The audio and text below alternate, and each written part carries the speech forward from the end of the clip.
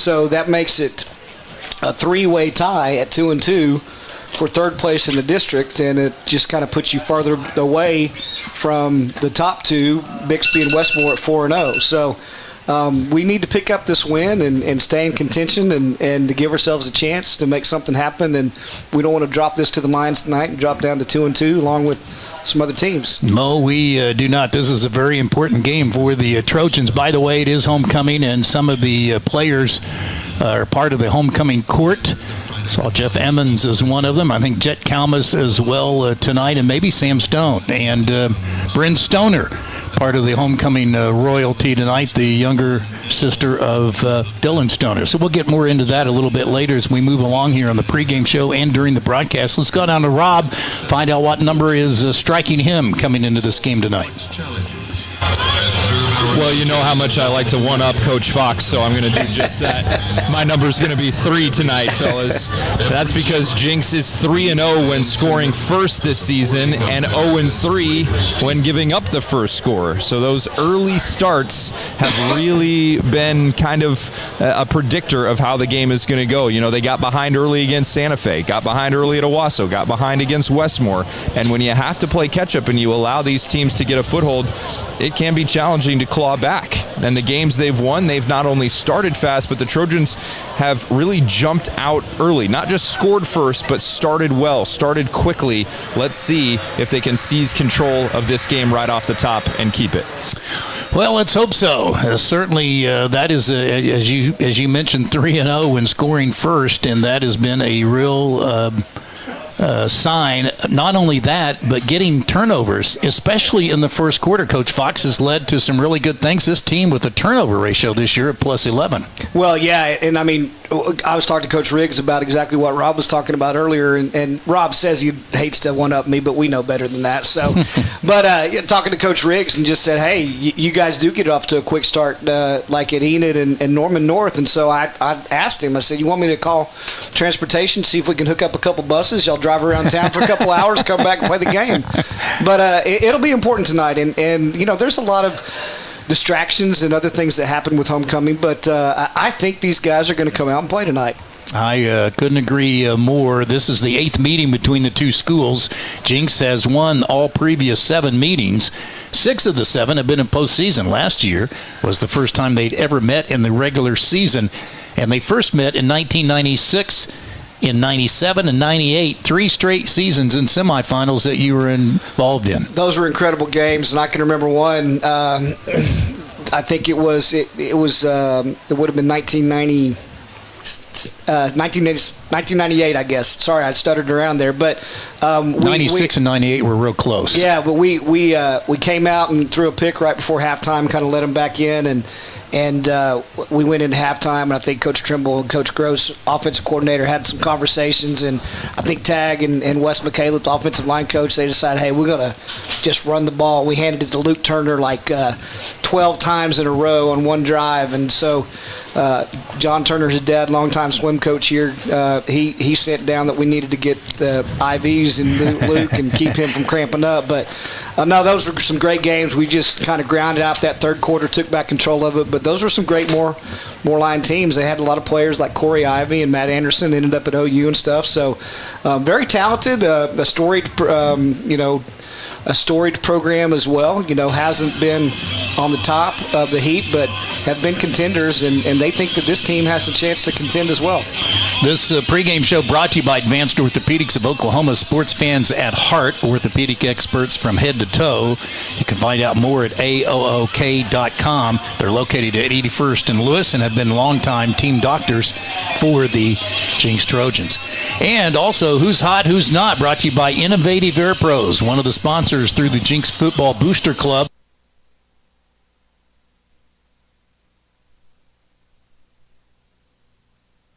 At defensive end, number 97, Cash Jacobson. At nose guard, number 42, Trent Mason.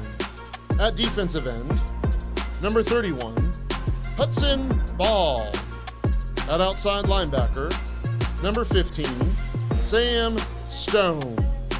At outside linebacker, number 8, Jack McAnally.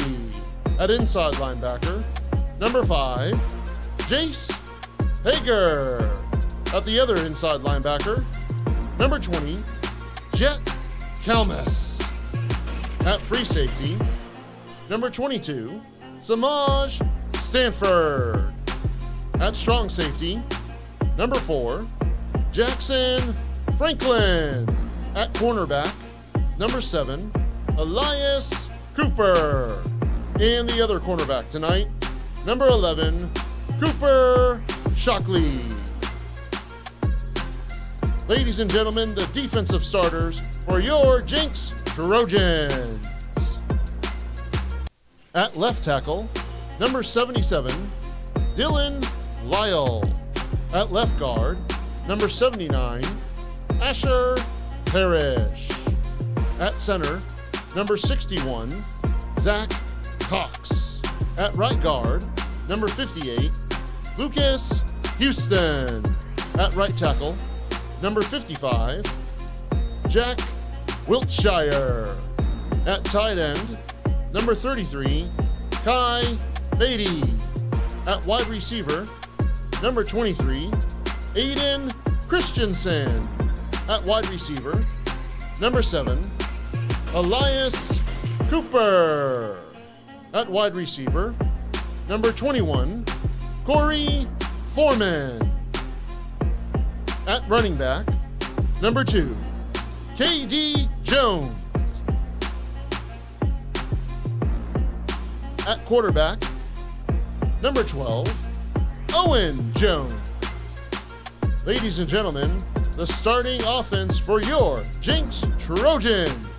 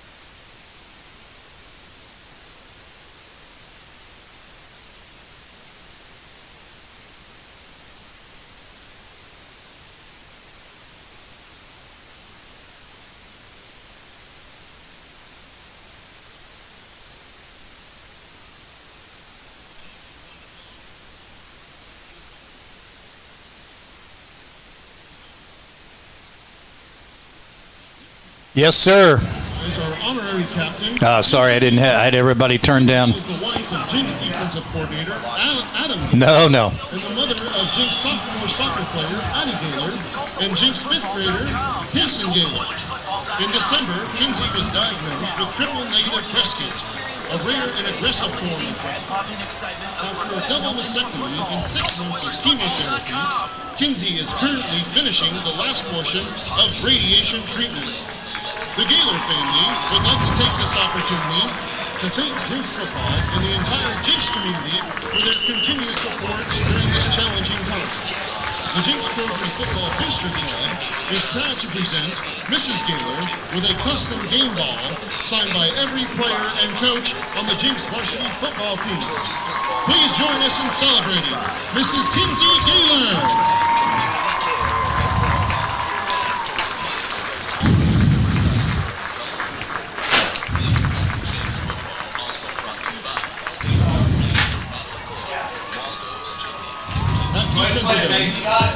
Number 97, Cash Jacobson. At nose guard, number 42, Trent Mason. At defensive end, number 31. Well, we get our injury update. And we'll start with, it's brought to you by Excel Therapy Specialist. Everybody's ready to go except for Blake Bilby. We mentioned his injury, his season-ending knee surgery. But how about Kinsey Gaylor being the honorary captain tonight for the Trojans, the wife of Adam Gaylor, Rob Labor. You had a chance to visit with Adam, and we'll have that at halftime. But October is Breast Cancer Awareness Month, and Kinsey has been fighting the fight. It was good to see her out on the field. She got a standing ovation. So that is good to see as we get the starting lineups here in just a minute. And, of course, the starting lineups brought to you by Community Care of Oklahoma. Andy Bruner is our official tonight. The left tackle is Dylan Lyle. The left guard is Asher. Great moments are born from great opportunity.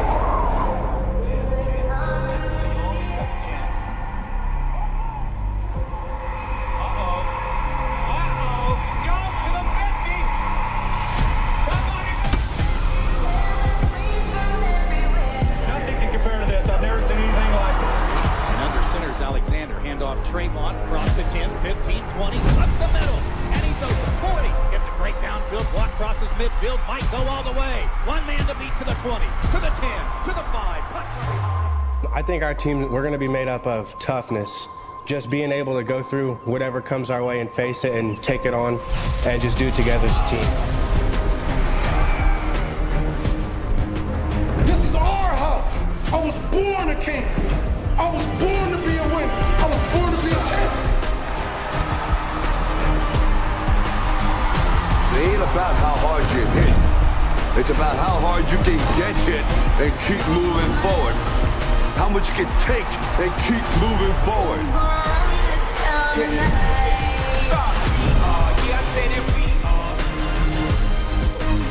just scored a touchdown to send Jenks to the championship. How does it feel? Man, it's so emotional. It's so emotional. We had 20 seconds to pull it off, and we did it. I wouldn't have wanted it to happen any other way.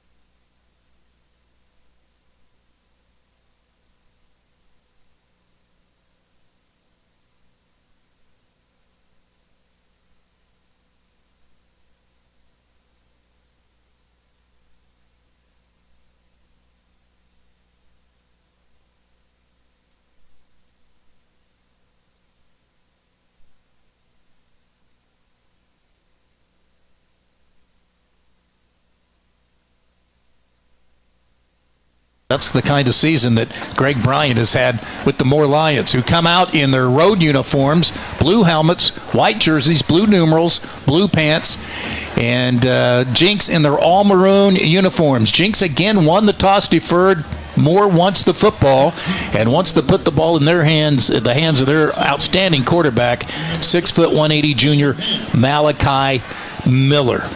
So we are set and ready to go. Jack Franklin will kick it off for the Trojans. Number 24. And of course, there are several Franklins on the team. Jackson Franklin is number 4 and backs up on as a quarterback and also in the defensive secondary. This is Jack Franklin, number 24, 6'2", 205 senior, who's the soccer goalie and decided to come out for football.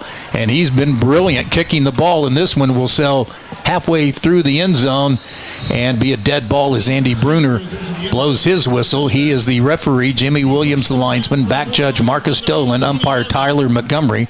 And Jeremy McCurley is the line judge. We appreciate you being with us tonight, whether you're on 1170 The Blitz or on Trojan TV watching this through streaming. And it's a pleasure to have you with us on a night that's 66 degrees, winds at about 15 miles per hour.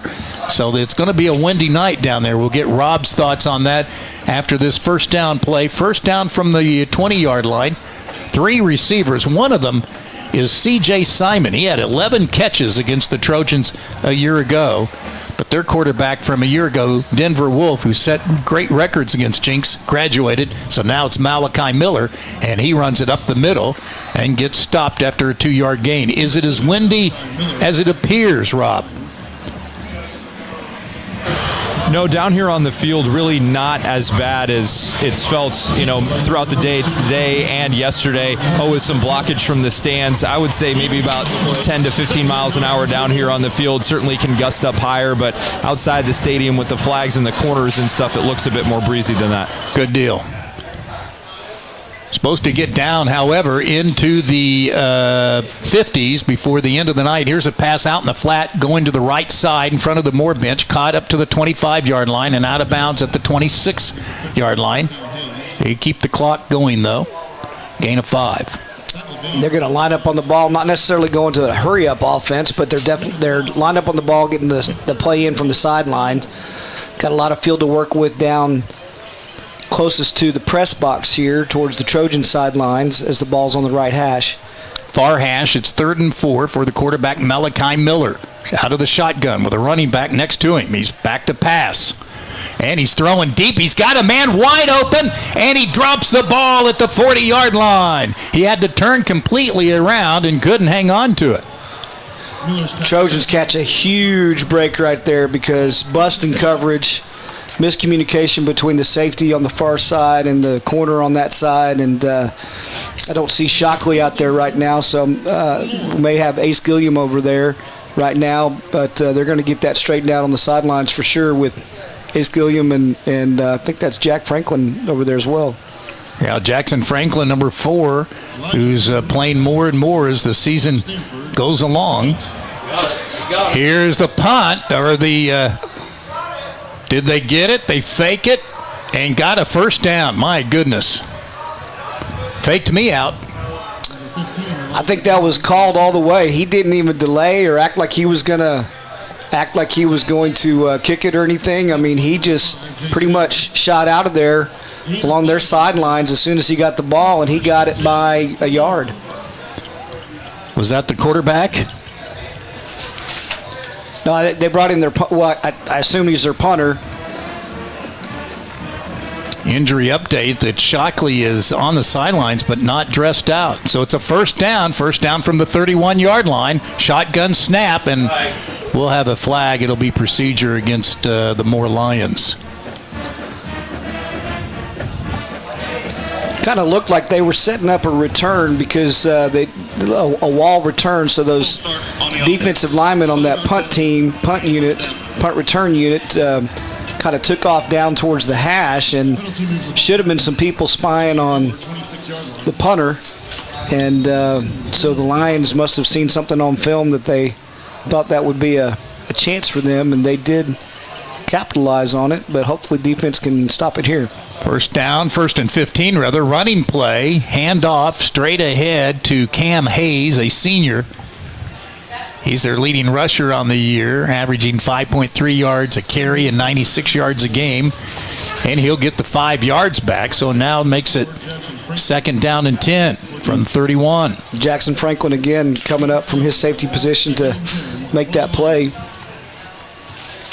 So Franklin, who forced a fumble, recovered the same fumble in the game last week, starting in the secondary, and Miller's going deep. He's got a man open, and it's off his fingertips again at the 40-yard line. Gilliam on the coverage as they again were looking for Malachi Crenshaw. The coaching staff does not appear to be happy with the secondary coverage right now, Rob. You had about 3 defensive coaches out at the hash.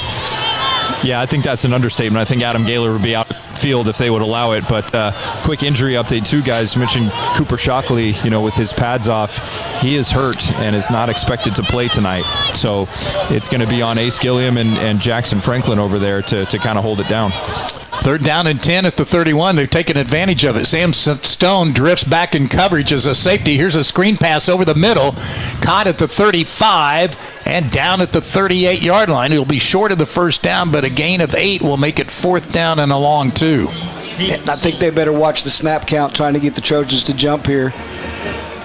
But that time you had Sam Stone showing like he was going to come up from a safety blitz, and then he bailed at the last minute, and they had a pretty good call, the Lions, with the inside, screen pass right there to their fullback.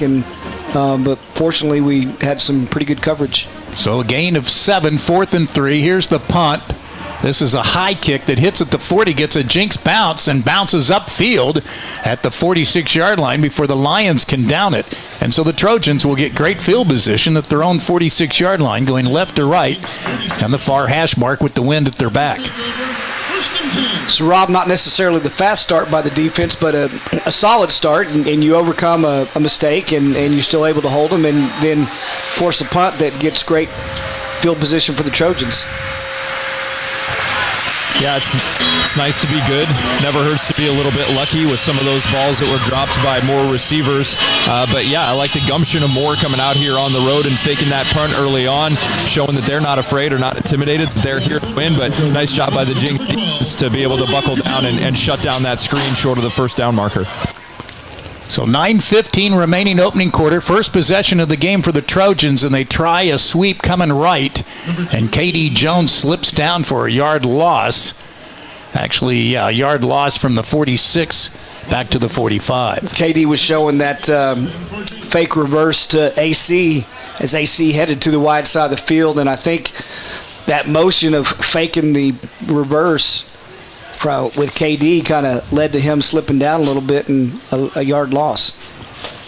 So 2nd and 11 for Owen Jones out of an empty backfield. 3 receivers right as KD Jones comes this way. And Owen instead looks left, throws deep, and the fade pattern intended for the receiver for Hayden Christensen is overthrown, incomplete. That'll set up 3rd down and 11. Yeah, this is not the situation you want to be in on your opening drive. It's 3rd and 11. Wasn't a bad call. You had 3 receivers down here into the short side of the field, into the Trojan boundary, and then you had AC man-on-man. They think they're going to get a lot of man-on-man, and they think that the Lions will try to bring it a lot, put some pressure on Owen Jones and see if they can force a bad mistake or get up a sack. 3rd down and 11 at the 45-yard line. Jones gets the high snap, option left. KD gets it. He turns the corner, but it's going to be well short of the 1st down as he crosses the 50. Gets to the Moore 49 or maybe the 48, but still bring up 4th down and about 5. Again, I think we saw that option for the first time. Maybe it was that Enid. Of course, they're running it to the left, a little bit harder for Owen Jones to try to pitch that, running to his left. But at least we're able to get some yardage so that, Elliot Ataya definitely has the ability to pin him deep. Well, he's had many punts this year inside the 20-yard line. He goes for another. He launches a beauty with the wind. Fair catch called for. And leaving his feet, diving forward to make the catch is the Moore Lion Cam Hayes, the starting running back, inside the 15. They'll mark it at about probably the 13-yard line. Rob Ataya has just really seemed to be a weapon so many times this season in where he's been able to put the ball. Yeah, has been and will continue to be. To have him come back from that injury, he just seems right as rain out there. And at this level of high school football, to be able to sort of control your ball placement so well, I guess for lack of a better term, to be able to launch it high, to be able to knuckle the ball a little bit, to inside the 10-yard line consistently, pretty remarkable. Running play for Hayes over the 15-yard line. Maybe the 16 for a gain of 3. To finish that point, Coach Fox, it's not just the huge leg, right? It's situational football that you need your punter to come through for you, and that's what Elliott Ataya has been. It doesn't have to be a 60 or 50-yarder every time. It needs to be put in the right spot, and he's got a knack for doing that. It's kind of like when you drop your ball up on the green. I can never get it high enough is my problem. Second and 7. I'm not too familiar with that feeling. From the 16-yard line, man in motion. Miller gives it to the man through. He's got an opening, and Hayes crosses the 25 and gets a first down and might have had more, but Jace Hager saves a big-time play. As it is, Hayes advances the ball 12 yards and a first down. Just kind of a little quick hitting crossbuck action there out of the backfield, faking to one back, headed one way, and then giving it to the second guy through, and using some pretty good deception there as well as athleticism and quickness just to hit it right up the gut. No score. This is the second possession of the game for the Moore Lions with 7:12 to go first quarter. Hayes behind the quarterback. They fake to him, and Hudson Ball chases the quarterback out of the pocket, who backs up and throws, and nice defensive play as Jackson Franklin knocks it away. I think there's going to be a penalty flag on the far side of the field, and I would think this would have to be I think they're saying this is, well, they've showed holding and they've shown ineligible receiver, so maybe somebody got covered up. We'll have to see.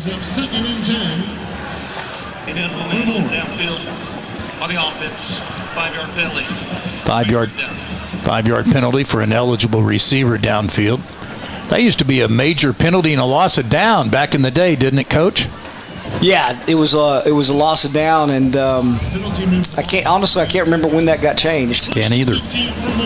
So it's going to be 1st and 15 from the 23-yard line. Malachi Miller is the quarterback. 4-man front for the Trojans.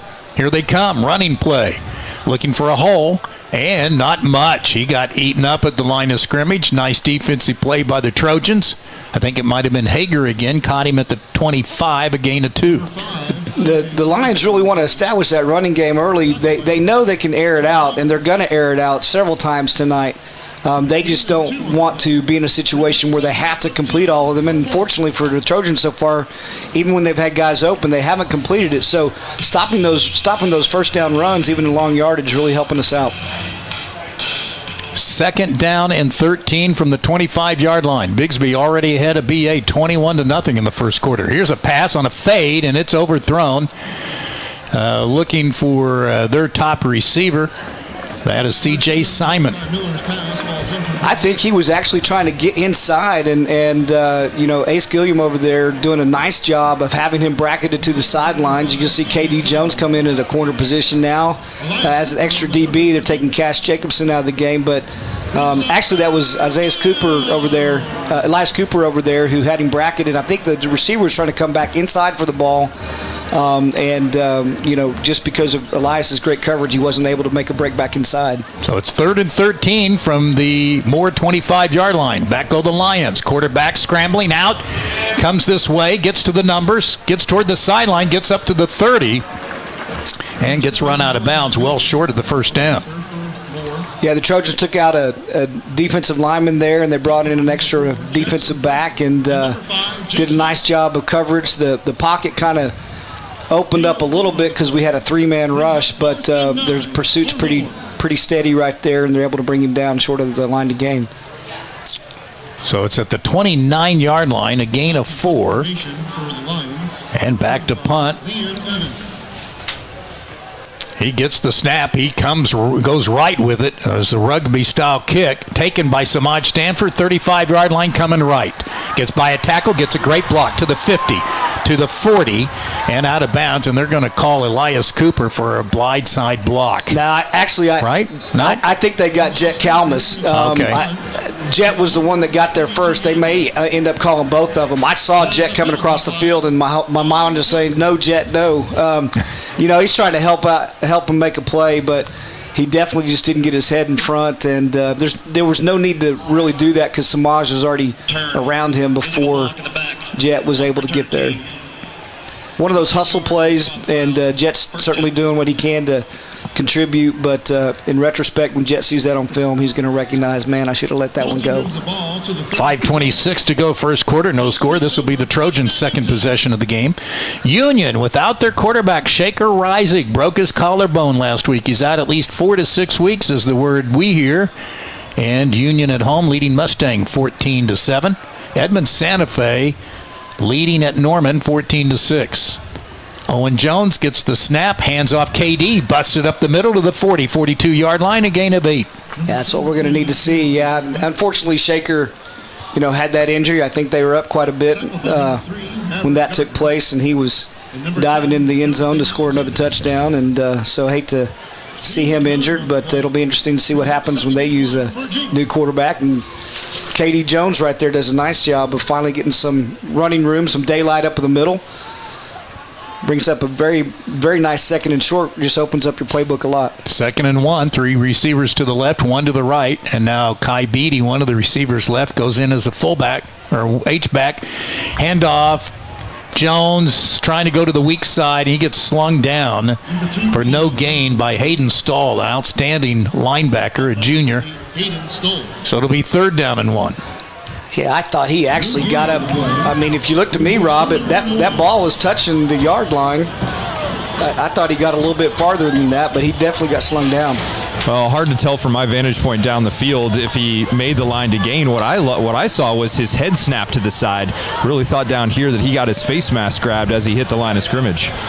It was around the shoulder pads. I think they were looking for a horse collar call, but no gain on the play. Owen Jones under center. Pivots, hands off. KD Jones trying to scrape off left tackle. Doesn't get much, but needed a yard and gets 2 for the first down at the 45-yard line.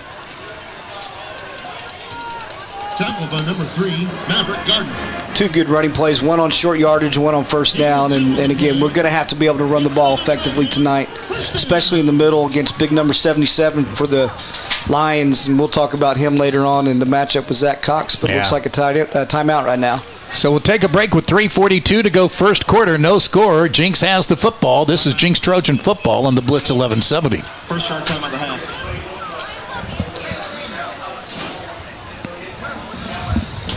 You've got to spend some time away. There's no better place for your best friend to stay than Woodland West Pet Resort with 17,000 square feet.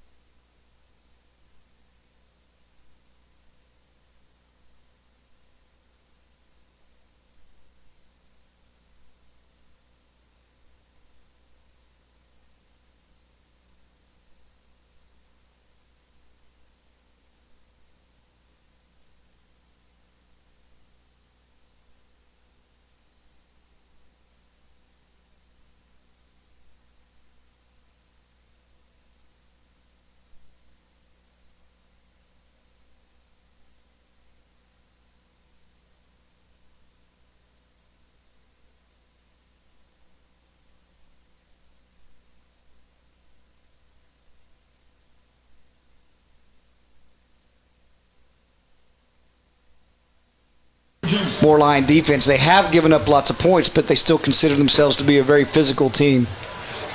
Bigsby leads 6A Division I, averaging nearly 64 points a game. Union at 47, Santa Fe at 43.4, then Moore at 37.5. It's second and long. Here's a pass, a little hitch pattern caught by Hayden Christensen up to the 40.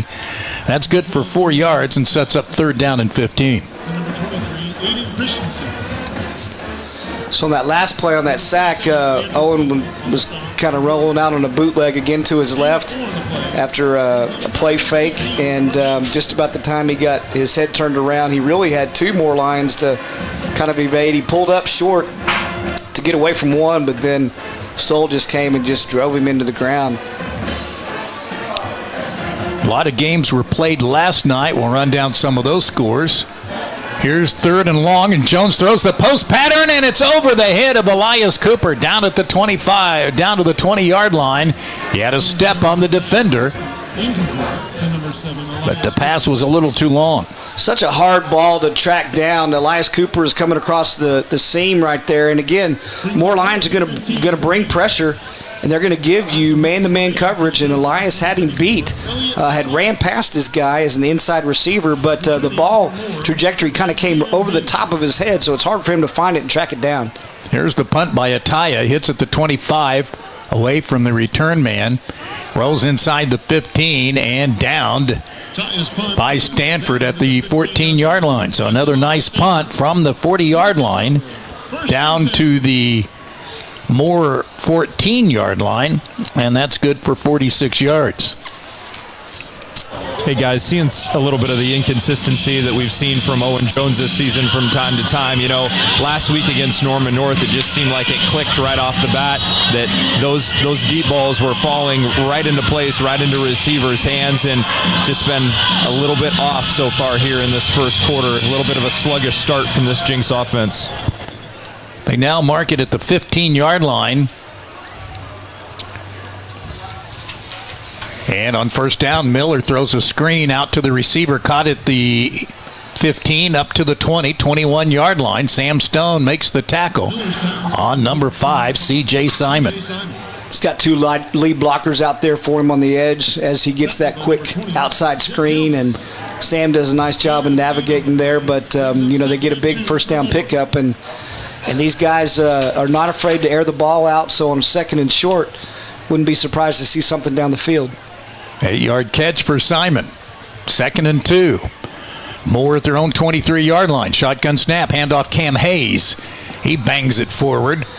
Not much yardage, but needed 2 and got 2 up to the 25-yard line. Trent Mason on the tackle, along with Chet Kalmus. So I'm reading these guys like a book, Rob Labor. I tell it's second and 2, and I figured they're going to go downtown, and they run it up the gut. Is that why you're in the booth these days? That is why I'm in the booth and not in the coach's booth, my man. No score, a minute to go here in the opening quarter. We mentioned Moore is averaging 37.5 points a game, 4th best in 6A Division I. Jenks is averaging nearly 31 points a game, which is 9th best out of 16 teams. As Miller goes back to pass. Flushed out a bit, goes right, now comes back left, and then throws it away. Got pressure from Jet Kalmus. What a couple of weeks, what a few weeks it's been for the Kalmus family. Jet Kalmus rolled his ankle last week, and certainly he had flashbacks of that injury that he had last year where he broke his ankle and his leg, was able to rehab enough and show the Kalmus way to be playing baseball in the spring. But a few weeks ago, after the Enid game, the day after the Enid game, his dad, Richie, had a surgery, emergency appendectomy. And then that afternoon, Jet's younger brother, Colt, 7th grader, broke his thumb playing football. Second down and 10. They fake a end around to Simon, and the quarterback up the middle, and there is Kalmus, number 20. Wearing that famous number 20 is the Kalmus boys did, Richie and Rocky, and not much of a gain there with 24 seconds left in the quarter. And Jet really kind of formed him up right there. That's what we need. We need Jet to just get unleashed, and he has not had the chance to really do that consistently in a lot of these games. He's got a lot of tackles, but that right there is just a form, hard-hitting football tackle right up the middle. He leads the team in tackles. Here's the quarterback rolling right, throwing. It might be a catch. It is a nice catch, diving catch by number 12, Crenshaw, but short of the first down at the 31-yard line.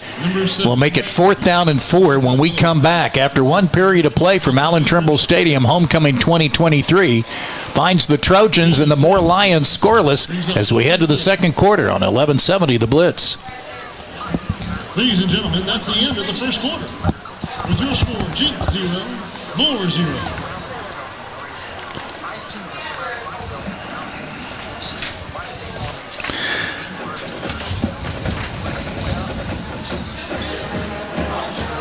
Ladies and gentlemen, tonight we would like to recognize Dr. John Lukeman as one of our game day sponsors. Dr. Lukeman is one of the only locally owned, operated health doctors in the area. Is proud to be the area's largest network serving healthcare services. Learn more at stfrancis.com.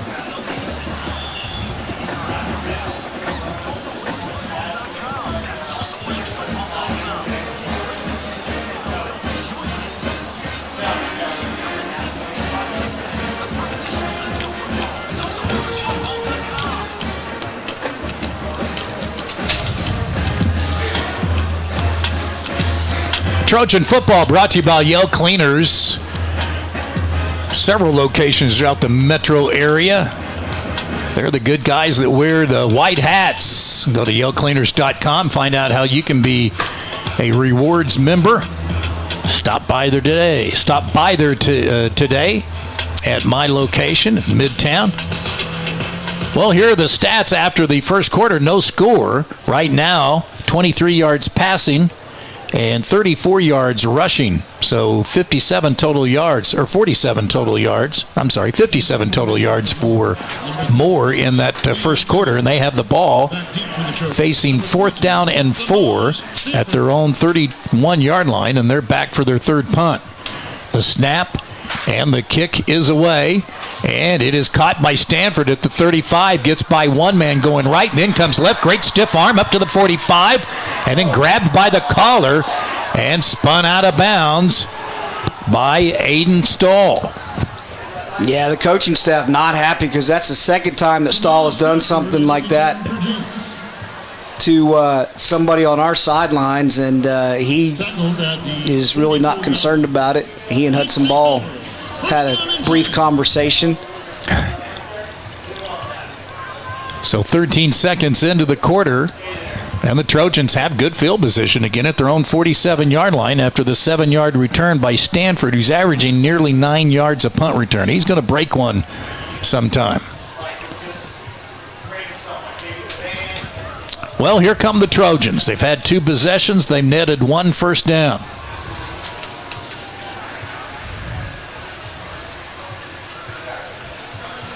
And a running play. KD breaks it loose to the 50, to the 40, to the 30. Might go. Coming this way to the sideline and into the end zone. Touchdown Trojans on a big run by Jones of 53 yards. Really needed that right there. That was very nice. The hole opened up again. That big first down run, the gaping in the middle, and KD, once he gets to that second level, he turns on the jets and really finds his way to the end zone. Great job. We needed that, not just as a big play, but confidence in the running game.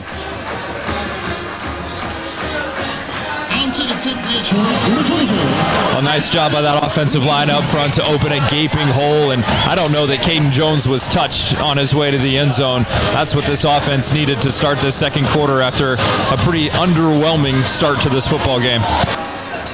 53-yard score, his longest touchdown run of the season. We have a flag on the play. I think it's offsides against Moore, even though the extra point was good. Let's see if they allow the kick to play through or if they're going to move it a yard and a half closer. Andy Bruner's our official. Kick. Croce on the deep bench. That penalty declined. Retry. Oh, so they'll re-kick. Muskogee jumps all over the Tigers in Tahlequah tonight, 35-0 in the first quarter. Booker T. Washington's having their homecoming tonight against U.S. Grant at S.E. Williams Stadium. That game started, no score. Snap back, ball placed by Christensen. The kick by Franklin is good. So the replay looked as good as what we saw just a moment ago. 11:38 to go here in the first half, and the Trojans dent the board first and lead more 7-0. This is Trojan football, powered by Taziki's Mediterranean Cafe on 1170 The Blitz.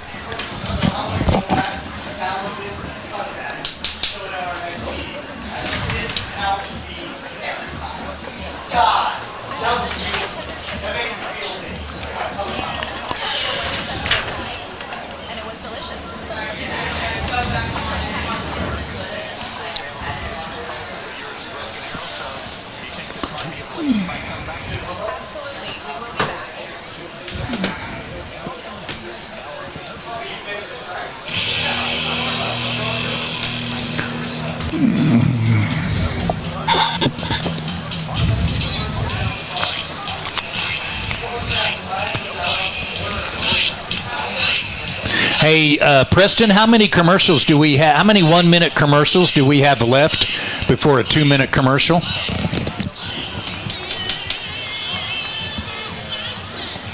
Okay.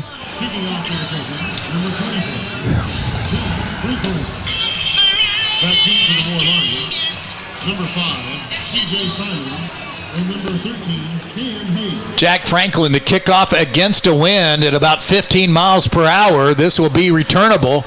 It's going to be taken at the 7-yard line. Left to right, down the sideline, spun around, and dropped at the 17-yard line. Good coverage by the Trojans. A lot of guys all over the football. Blake Whittington, one of those guys down there, and Blake is a member of the homecoming court that you mentioned earlier. And Jake Flowers also making the tackle, number 49. Another guy on the homecoming court. Got a fairly recognizable, fairly big-name head coach down here on the sidelines. Guys, Kevin Wilson on the field tonight here from the University of Tulsa, checking out some of the Trojan athletes. Nice. Of course, Tulsa is off this weekend. Back to passes Miller. He throws, and he throws too hard. He had Stahl open, the tight end, up at the 25-yard line, but he zipped it over his head, so it'll be 2nd down and 10. Can you see the guys in the back really trying to communicate across? You got basically 4 or 5 guys across trying to get the message communicated. Just a few little misunderstandings back there so far because, again, Stoll was open, but the ball was way too hot to handle. 2nd down and 10, man in motion. They hand it off to him. This is Simon coming right. Sam Stone has him, won't let him go, and he's dropped for a loss. Back at the 14-yard line.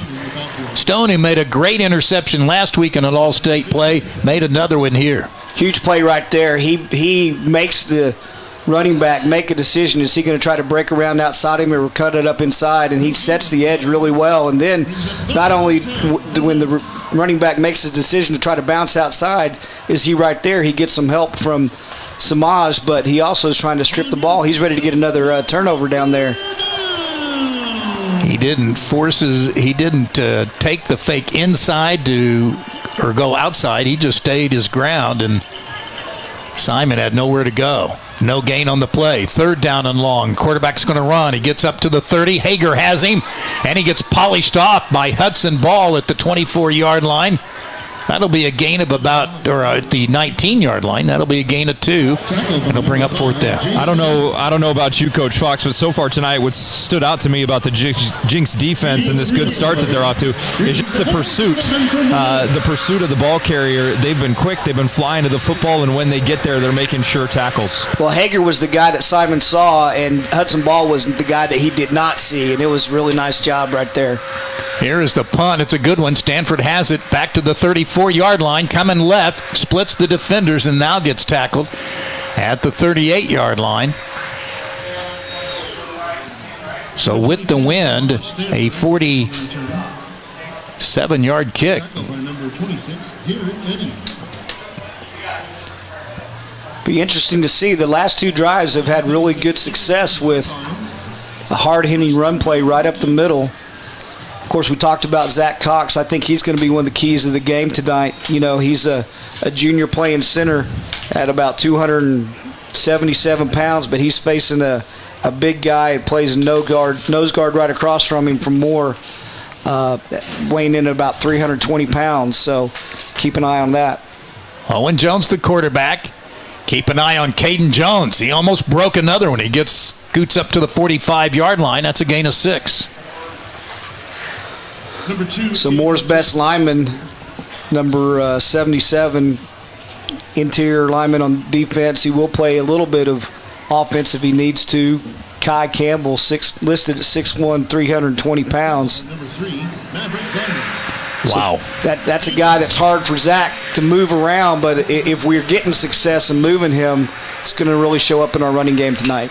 Greg Bryan is the Moore head coach, replacing Brad Hill, who was at Moore 5 years, is now at Kingston, Oklahoma. Here's a backward pass to Stanford, 45, near the 50-yard line, and a first down as he tackled in front of the Moore bench. Keeps the clock going. It'll be under 9 minutes when they snap it with a 1st and 10. I like that. It's a real easy read, a real quick hit and play, getting that out to a guy who knows what to do with it when the ball is in his hands, out on the edge. I like that for confidence. I like that for, just attacking these perimeters with our speed guys. As the season goes along, Samaj Stanford getting his hands on the ball more and more. Run there 4 yards, gets the first down from the 49-yard line of Jenks. Here's a pass. And Corey Foreman makes his first catch in 2 weeks at the Moore 45 and gets a couple extra yards down to the 43. Corey does a nice job there as a third inside receiver, just kind of setting it down, call it a little choice route, a little inside hitch route, but just finding that soft space in the defense. It's a quick hit and play. Owen hits him in stride. Right when he makes his turn, he gets upfield, gets a few more. So really nice execution right there.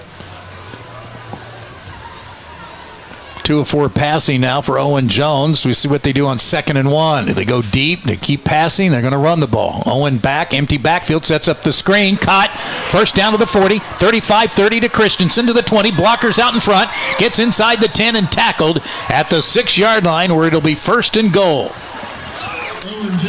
Not only is it a great strike to AC by Owen, but you got Dylan Lyle coming out from his interior line position, getting out on the edge and making sure that AC has room to spring that right there, and then AC uses his speed that you talked about in the pregame with him and getting it downfield in the red zone. He really worked his blockers extremely well there. 1st and goal from the 6, now going right to left toward the sharp center.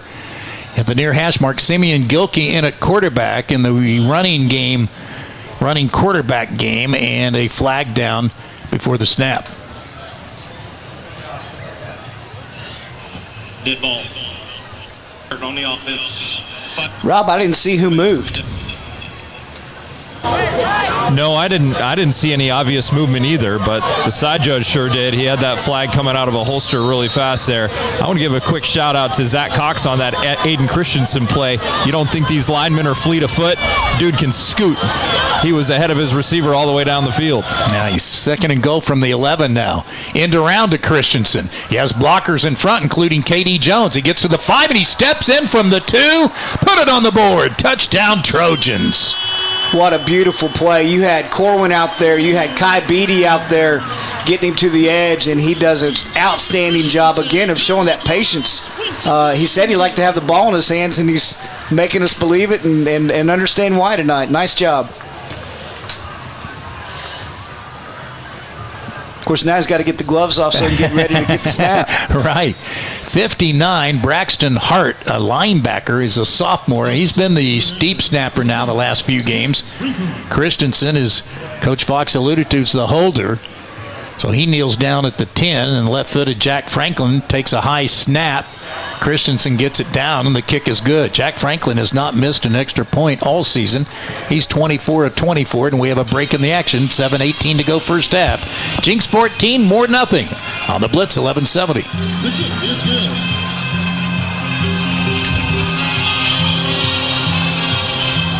Around the clock, throughout eastern Oklahoma, we are devoted to one thing. Improving the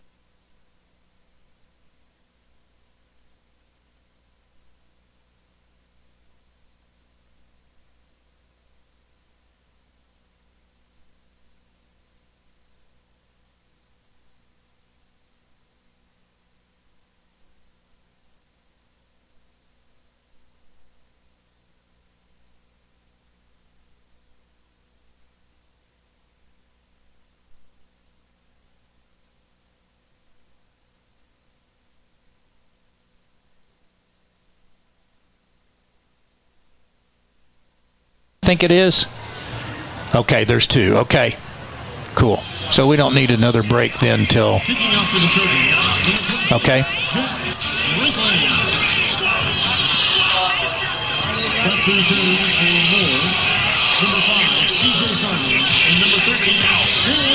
Okay.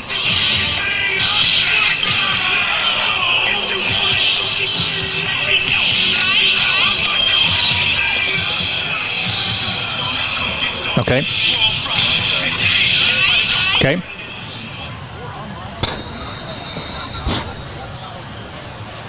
Cleveland's kick is fair caught by number 18, Cesar Garcia.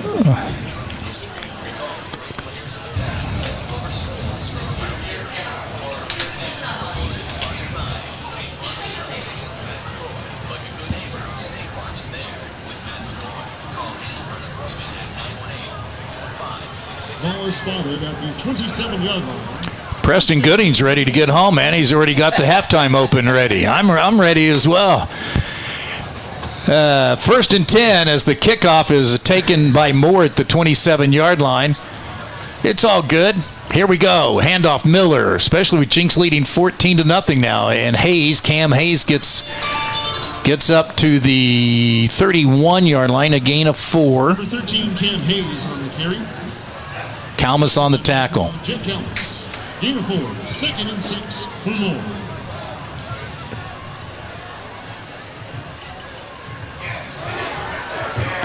And another running play, and this time it goes nowhere. That'll be a loss. That was incredible. They had quads over there. They had 4 receivers, and they throw to the back guys, just a quick screen. And I don't know, they could set up a double pass off of that, but I think that was Ace Gilliam. I'm not sure, Rob, if you could see which one it was, but somebody fought through all those guys to get the quick.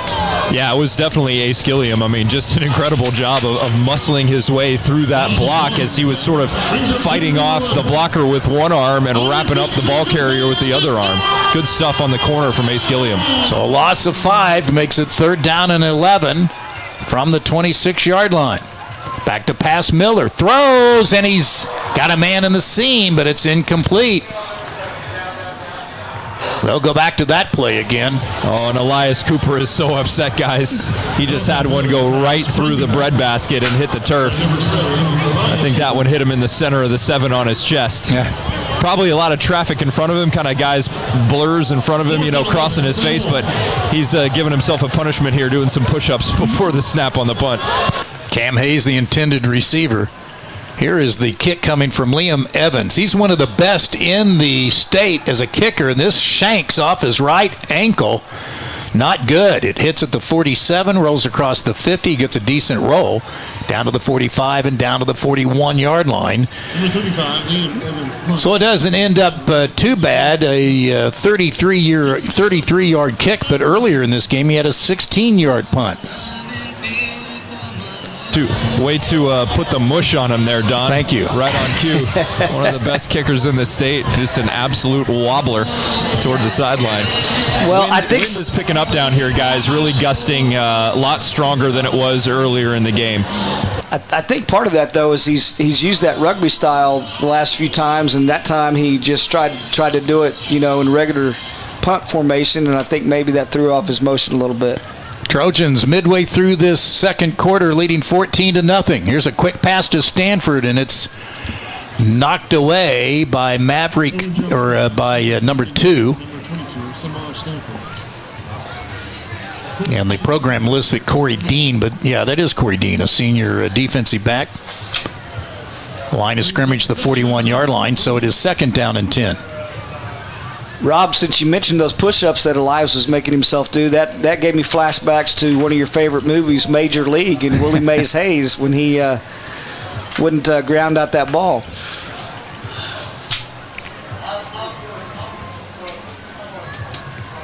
Trojans on 2nd and 10. Handoff, Jones.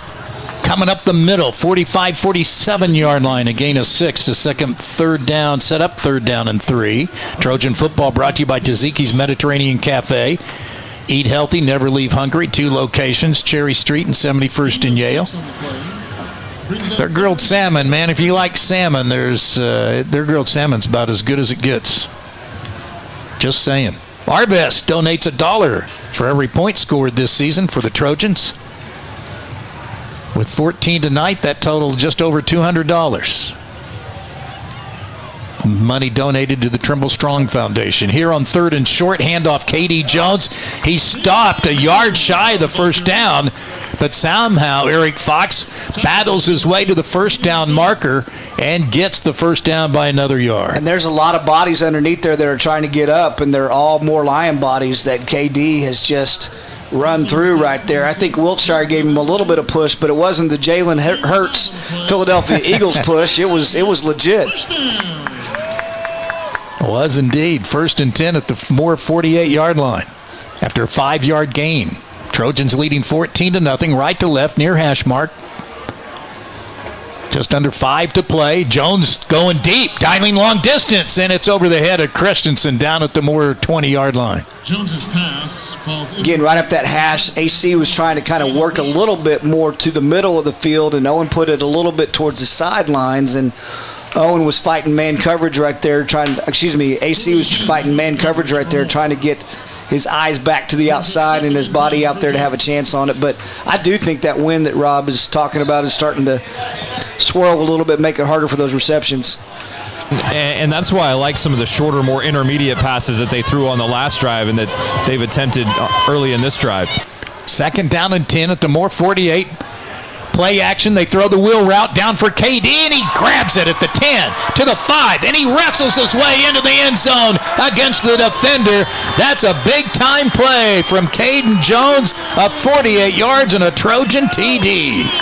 So many great things about that. Great play fake. Owen had time to deliver the ball. He got it out here, but KD did not have a whole lot of room to deal with between the defender and the sidelines. He has to turn his body around. He picks it out really with the kind of through the defender, and then the defender's on him, and he just out wrestles him and stretches to the end zone for the touchdown. Beautiful play all the way around.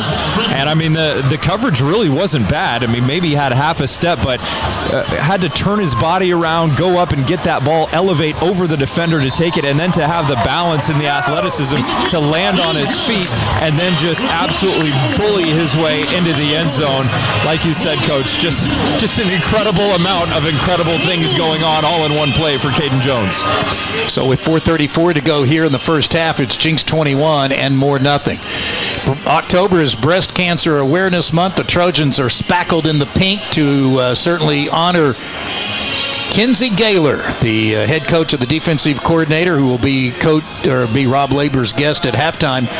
And Coach Gaylor talked about Kinsey, who was the honorary captain of this team tonight. I want to give a shout out to the pink, and you see NFL guys wear it, like you said, college guys wearing it, and it's kind of like, yeah, that's awesome, but until it it hits home and it's it's right there, and you understand why you celebrate it, from a very specific personal reason. It's been good in a difficult situation to see the response and to see how many people care about Kinsey and about our family and all they've done to help us has been overwhelming. To see what Kinsey's gone through and to see how tough she is, and which I knew that to begin with, but you see just how physically hard it's been on her and how she's fought through it like a champion, and to come out the other side. And next Tuesday's her last radiation, so awesome. I'm going to celebrate that and thank God for to be at an end. So we thank Adam Gaylor for that. Here's the kickoff and a running play up to the 20, 30, up to the 40-yard line.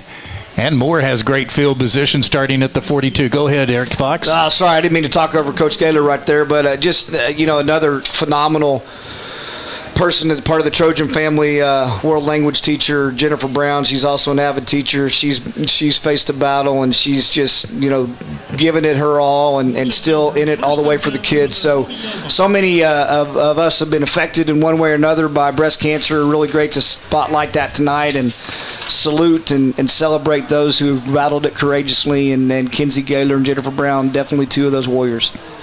Line of scrimmage is the 40-yard line. And Miller, the quarterback's going to run all the way. Comes right, gets hit at the line of scrimmage, and Sam Stone bear hugs him and drops him after a 1-yard gain. Yeah, Jack McAnally right there also doing a really nice job getting penetration across the line of scrimmage, kind of making it cut back in, and then Sam Stone getting up in that running lane, finding that run fit and doing a nice job of bringing him down. 5 carries for 13 yards for the Moore quarterback. 5 of 9 passing for 18 yards. 21-0 Trojans, under 4 minutes to play first half. 2nd and 9 at the 41-yard line. Man in motion. He comes this way. They fake the sweep to him. Miller goes over the left side. Good opening. He hits the turf hard. The ball pops loose. They're going to say he's down, though, at the 48-yard line. Rob, I don't know about calling that one down. It looked like the ball came loose about the time there was a Jenks helmet right in his midsection. We could have used a replay on that one. I don't know if Rob had a better vantage point on when that happened or not.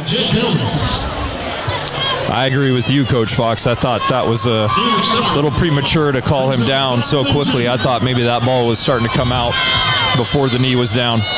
Now we got a flag. Yeah, it's a gain of 7, so it's 3rd and 2 from the 48-yard line. And this will be a penalty, I believe, false start on the Lions. False start on the offense. 5-yard penalty. Hey, so you know how they have what's called shot spot in tennis matches, right? Like at Wimbledon and the U.S. Open, and they have these machines and this technology that can automatically tell whether the ball was in or out. They don't even need line judges anymore. Right.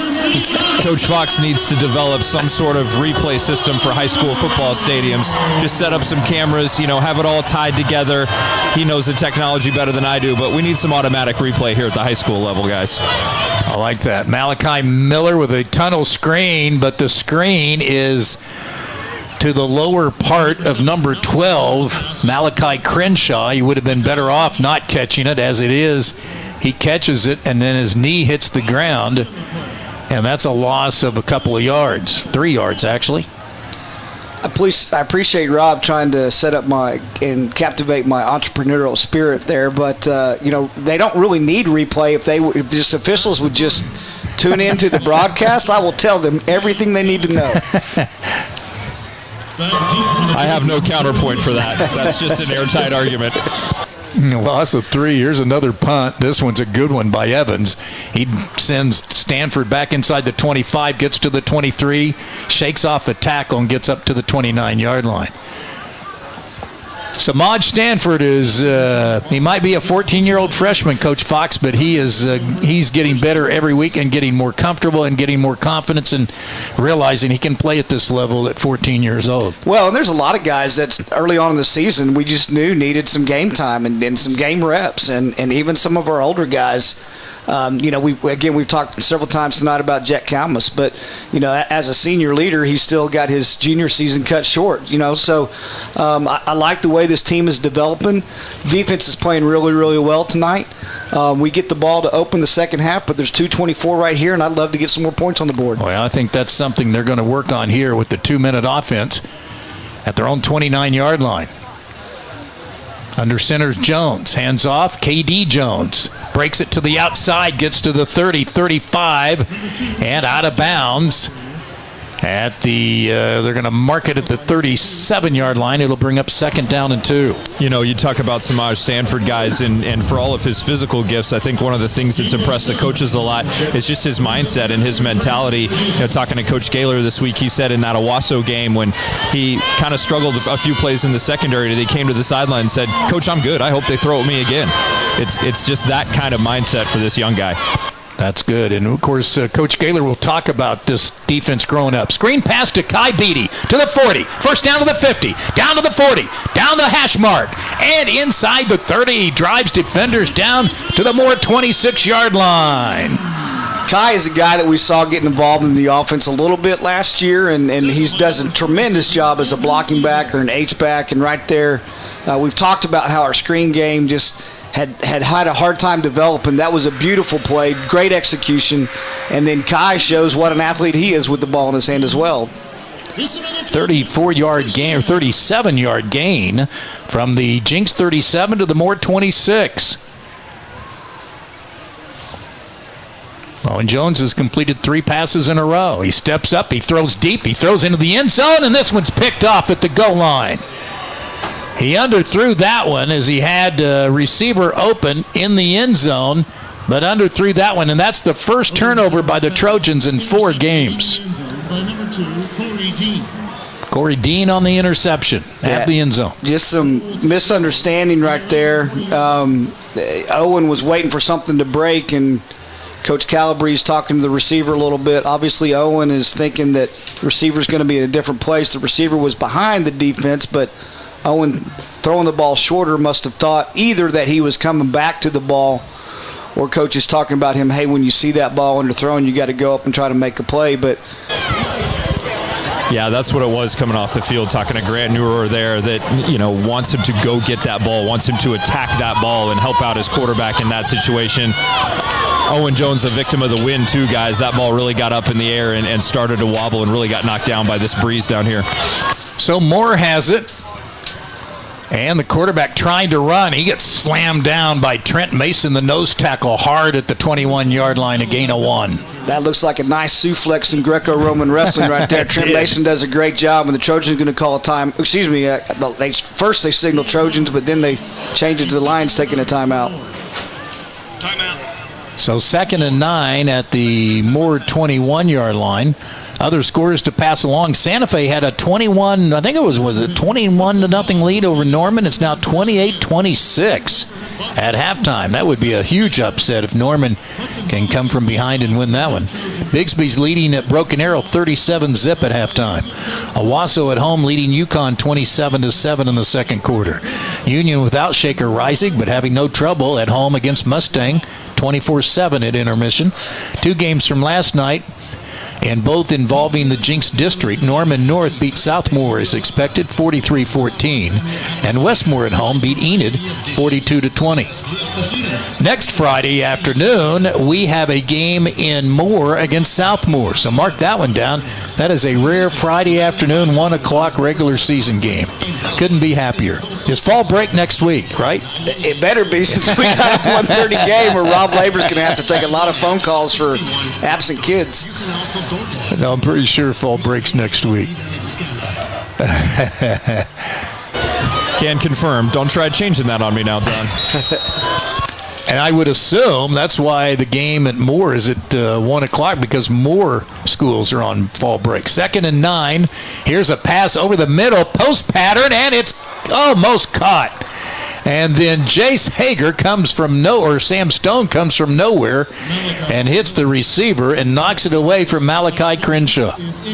Again, looking at those interior routes, those post routes, and Elias Cooper was running pretty well with him, but he was on the outside, and that ball was really played to the inside, and so luckily that hung up enough that Sam Stone, he's a big physical guy, but he has some wheels as well, and he covered some ground in a hurry and disrupted the ball right about the time that he got his hands on it. 3rd down and 9 from the 21-yard line. Sam Stone would look good playing on Saturdays. Some college coaches here. Here's a pass over the middle, caught at the 25, up to the 30, and out of bounds at the 35-yard line. That stops the clock with 41 seconds after a nice run and catch by Andre Lee in our first down. You're not going to have to add up a whole lot of penalty yardage, because that should have been a holding against Hudson, perpetrated on Hudson Ball right there, and they're just letting them play. 16-yard gain, 6 of 12 passing for the quarterback, Malachi Miller, albeit for 31 yards. 1st and 10 at the 37. Jenks leading 21-0. Miller forced out of the pocket, comes right, throws, got a man open at the 43, who catches it and steps out of bounds immediately. That's Maverick Garner, who's a backup quarterback. Maverick Gardner. That'll be a gain of 8 yards to set up 2nd down and 3. Rob, it looks like the wind is swirling. I can't. It doesn't look like it's at their back. It looks like it's swirling more. Maybe you can tell us after this play. Back to pass. The quarterback steps up and fires. Incomplete. Elias Cooper on the coverage, looking for Crenshaw again. Yeah, what I'm feeling down here and seeing in the flags is that it's pretty much been out of the northwest as far as most of this game is concerned, guys. So maybe a swirl or two around here, but it's pretty consistently coming out of the same direction at the back of the Moore Lions right now. Trojan football brought to you by the Jenks Football Booster Club, including A-Plus Roofing Solutions. Man, they had front row seats to the parade today on A Street. 3rd and 3 at the 45. And this pass, I believe, was thrown away. It's incomplete. Nope, he had a receiver there. Yeah, he actually had Jack McAnally helping break it up from his kind of outside linebacker position, getting out in the flat in a hurry and doing a nice job. Of course, they're going to go for it on 4th down. 26 seconds left at their own 45-yard line. Miller, the quarterback, has 3 receivers left. Instead, looks right, throws, caught at the 50-yard line for a 1st down. Catch by Crenshaw. So even though the clock stops for just a moment, as soon as the chains are set, that'll get going again. And Moore calls another timeout. That's just their 5th 1st down here of the opening half as Jenks leads 21-0. They've had a couple of passes, though, that could have been touchdowns dropped in the early going of this game.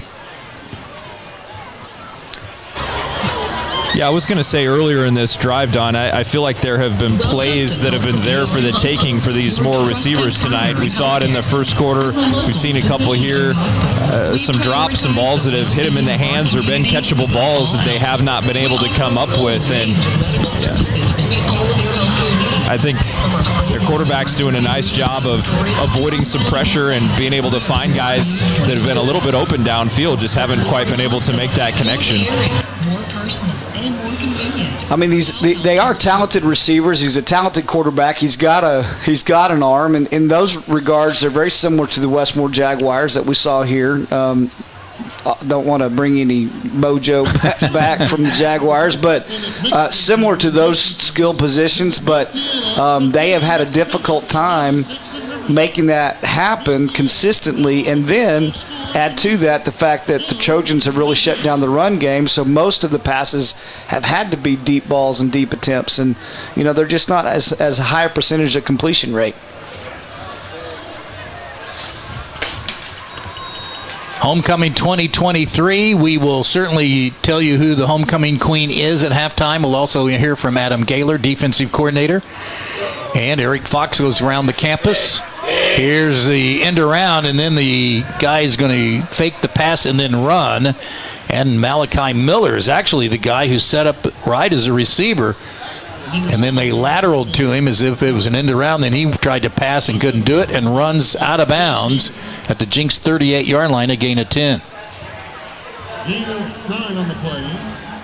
And it says Moore has another timeout on the scoreboard, but I don't know that that's right. Miller back to pass. 3-man, 4-man front. They chase him, and Jacobson chases him out of bounds. That'll be a loss back to the 42, 43-yard line. Number 97, Cass Jacobson. And he barely got out of bounds to get the clock stopped there. Had dinner next to Cash's mom in the Booster Club Sharp Center tonight. Jana, who was a very good basketball player for the Trojans in her day. 2nd down and 15 from the Jenks 41-yard line. This will be the last play of the half with 1 second remaining. Trojans leading 21-0. And we'll hear from the head coach after this play. Miller gets the snap. Double pumps. In trouble. Kasalika can't catch him, and now Miller's going to run up the middle. Now runs toward the Moore sideline and gets hit from behind and dropped by Jack McAnally at the 36-yard line. And that'll be, after all that running, it'll be a gain of 5, and that's the end of the half. So the Trojans do a nice job defensively against this very explosive Moore team that came in averaging 37.5 points a game, and they've been shut out. At halftime, it's Jenks.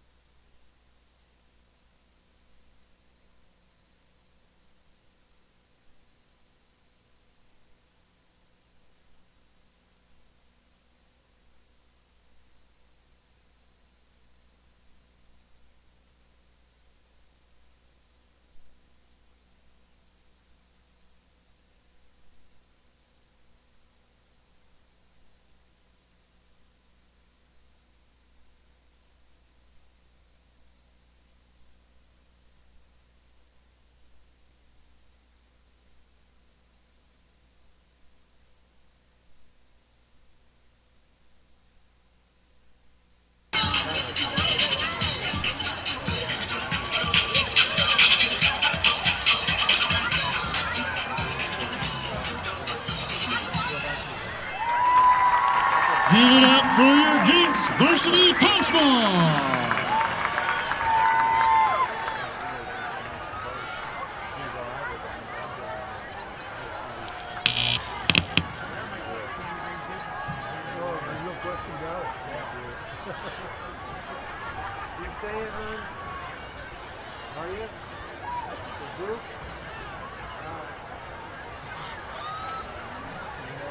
Now entering the field, the Jenks Trojan Pride.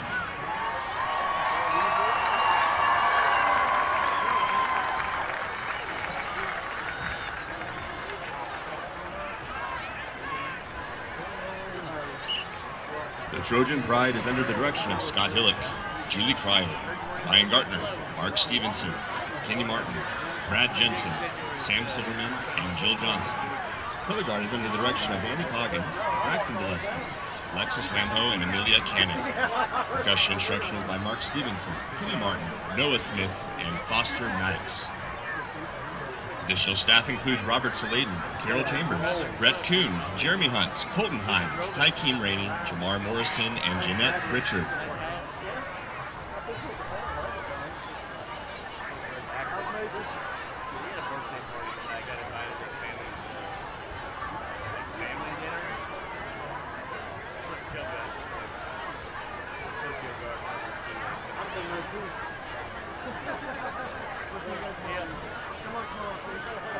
Where are you playing?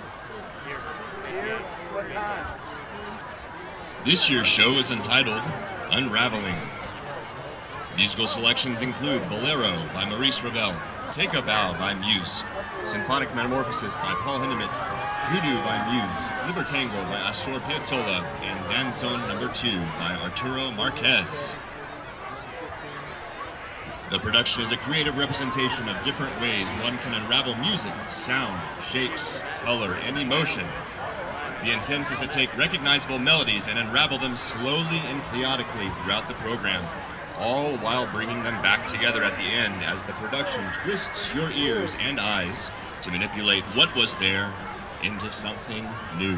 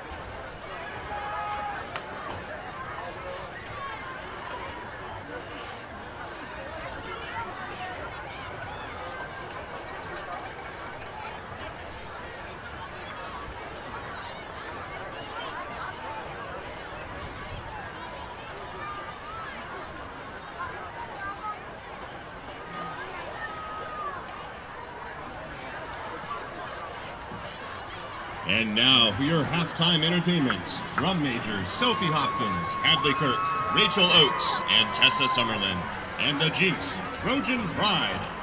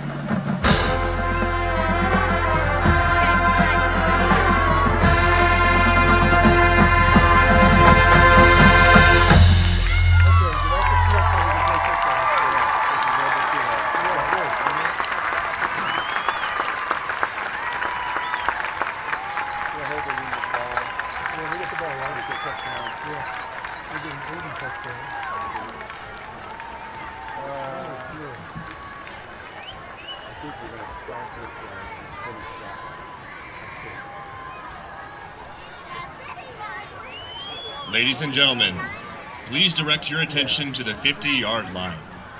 Tonight, the band has a special guest, the Tournament of Roses Parade President Alex Agajanian. As you know, the Trojan Pride will be in Pasadena, California on January 1st, 2024, representing Jenks, Oklahoma in the 135th Tournament of Roses Parade. As the oldest and most popular parade in the country, the Rose Parade showcases elaborate floats, noted equestrian units, and marching bands from across the country to countless numbers of viewers around the world. Tonight, Mr. Agajanian presents the Trojan Pride, the official Tournament of Roses Parade flag, to Mr. Hillick as a symbol for the hard work and dedication to be a part of this prestigious event. Congratulations to the Trojan Pride!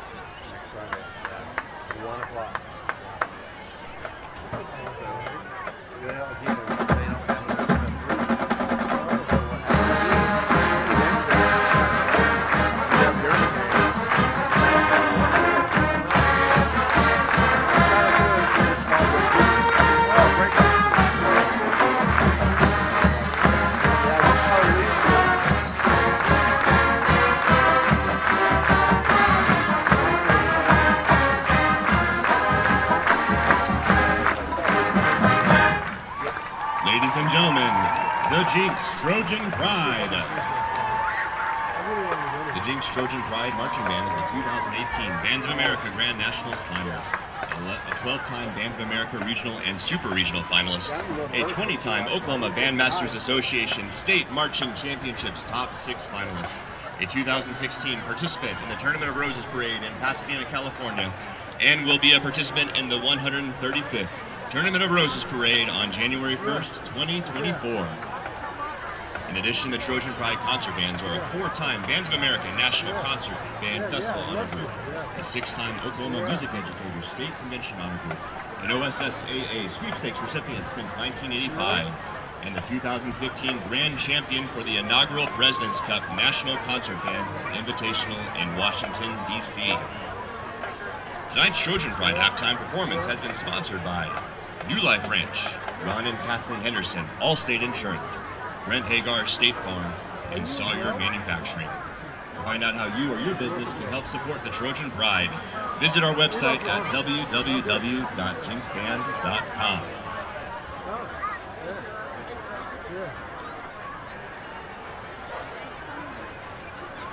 On this field of stars and stripes, champions are born. Here, the Friday night lights offer a different view, where the lines of protection extend from sea to shining sea, and the bravery to tackle challenges extends on and off the field of battle. At Cherokee Federal, we stand with our warfighters. We work 24/7 to build strategic solutions, solve complex challenges, and serve our military and veteran community with compassion and heart. For every star, every stripe, we stand committed to supporting America's greatest team. I got the diagram for the playbook. That's the same thing.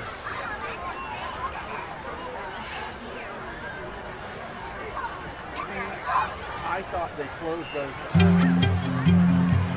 so that they have a private session so we don't make Around the clock, throughout eastern Oklahoma, we are devoted to one thing: improving the health of our communities, our home. We are your friends, your neighbors. We are the people of St. Francis.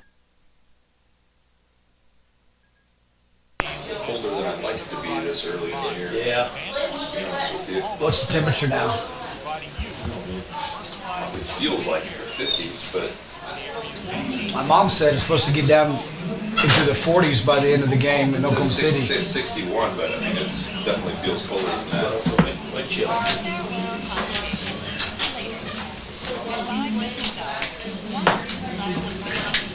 Nice weekend. Yeah. Thank you, sir.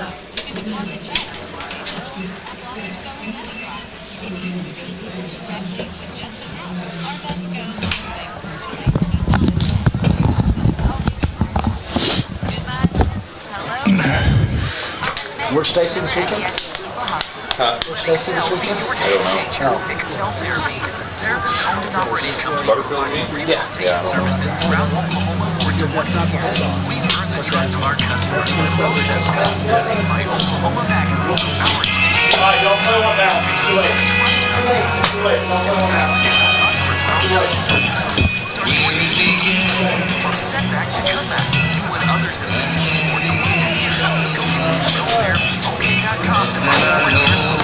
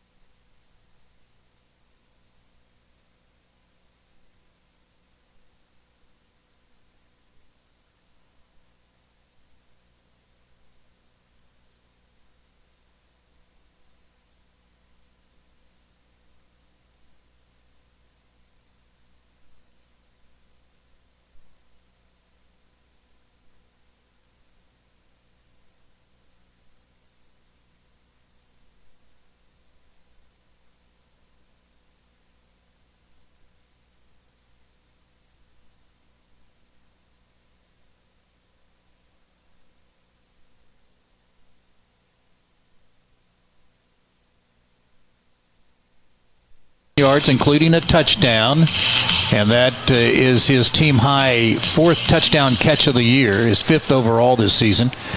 KD Jones has a TD run, as I mentioned, of 53 yards, and then caught a TD pass.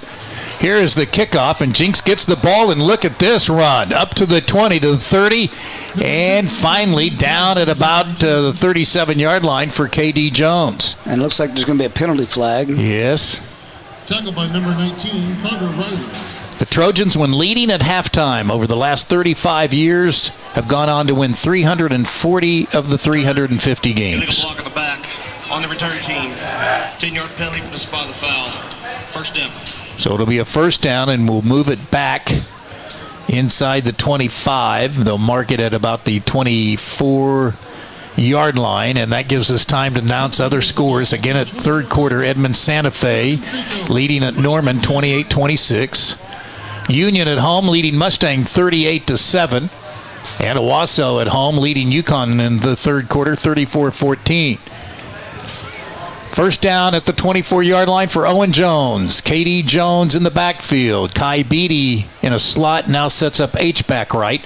They go right. They do the reverse. This is Elias Cooper with the ball. Gets a block from Owen Jones, the quarterback. Goes to the 40, races to the 50, and then gets walloped out of bounds. He flies, but number 7, that had to feel good for Lala. Elias Cooper, a starting defensive back, getting his hands on the ball down to the Moore 44-yard line. Well, he definitely was flying that time. He got around the edge, and we saw early on in the opening quarter, that fake reverse toss, and that time they did it. And, of course, Owen Jones out there, again, showing he's not afraid to mix it up, being a guy that's a state champion, state qualifier wrestler for the state championship tournament, and showing his physicality out there as well. First down after the 32-yard run. Here's a power play straight ahead. And down inside the 40 goes K.D. Jones and a gain of 5. So you don't want to squander this opportunity coming out of halftime. You had a chance to talk, make some adjustments, talk about your script, go over some plays, just like you would in the pregame situation. Here are the first 3 to 5 plays that we want to take a look at, so make sure everybody's on the same page, and so far they've executed them pretty well. 2nd and 5 for Jenks. 10 carries, 94 yards for number 2. He rushed for over 1,200 yards while he was with Broken Arrow last year as a freshman. Owen Jones out of the empty backfield, looks his way, now runs, comes left in front of the Jenks bench and gets pushed out just inside the 40. They'll mark it at the 37. That'll be a gain of 2 and make it 3rd down and 3. Push out of bounds by number. So, Rob Labor, if you're Keith Riggs, what do? You take a shot downtown? 3rd and 3 right here? Well, I was about to ask you because you've had such success predicting these things recently. Wow, rub it in. I think give it to number 2. He's having a good game so far. I think let that offensive line push these guys off the ball and give it to number 2. He's pretty good at yards after contact.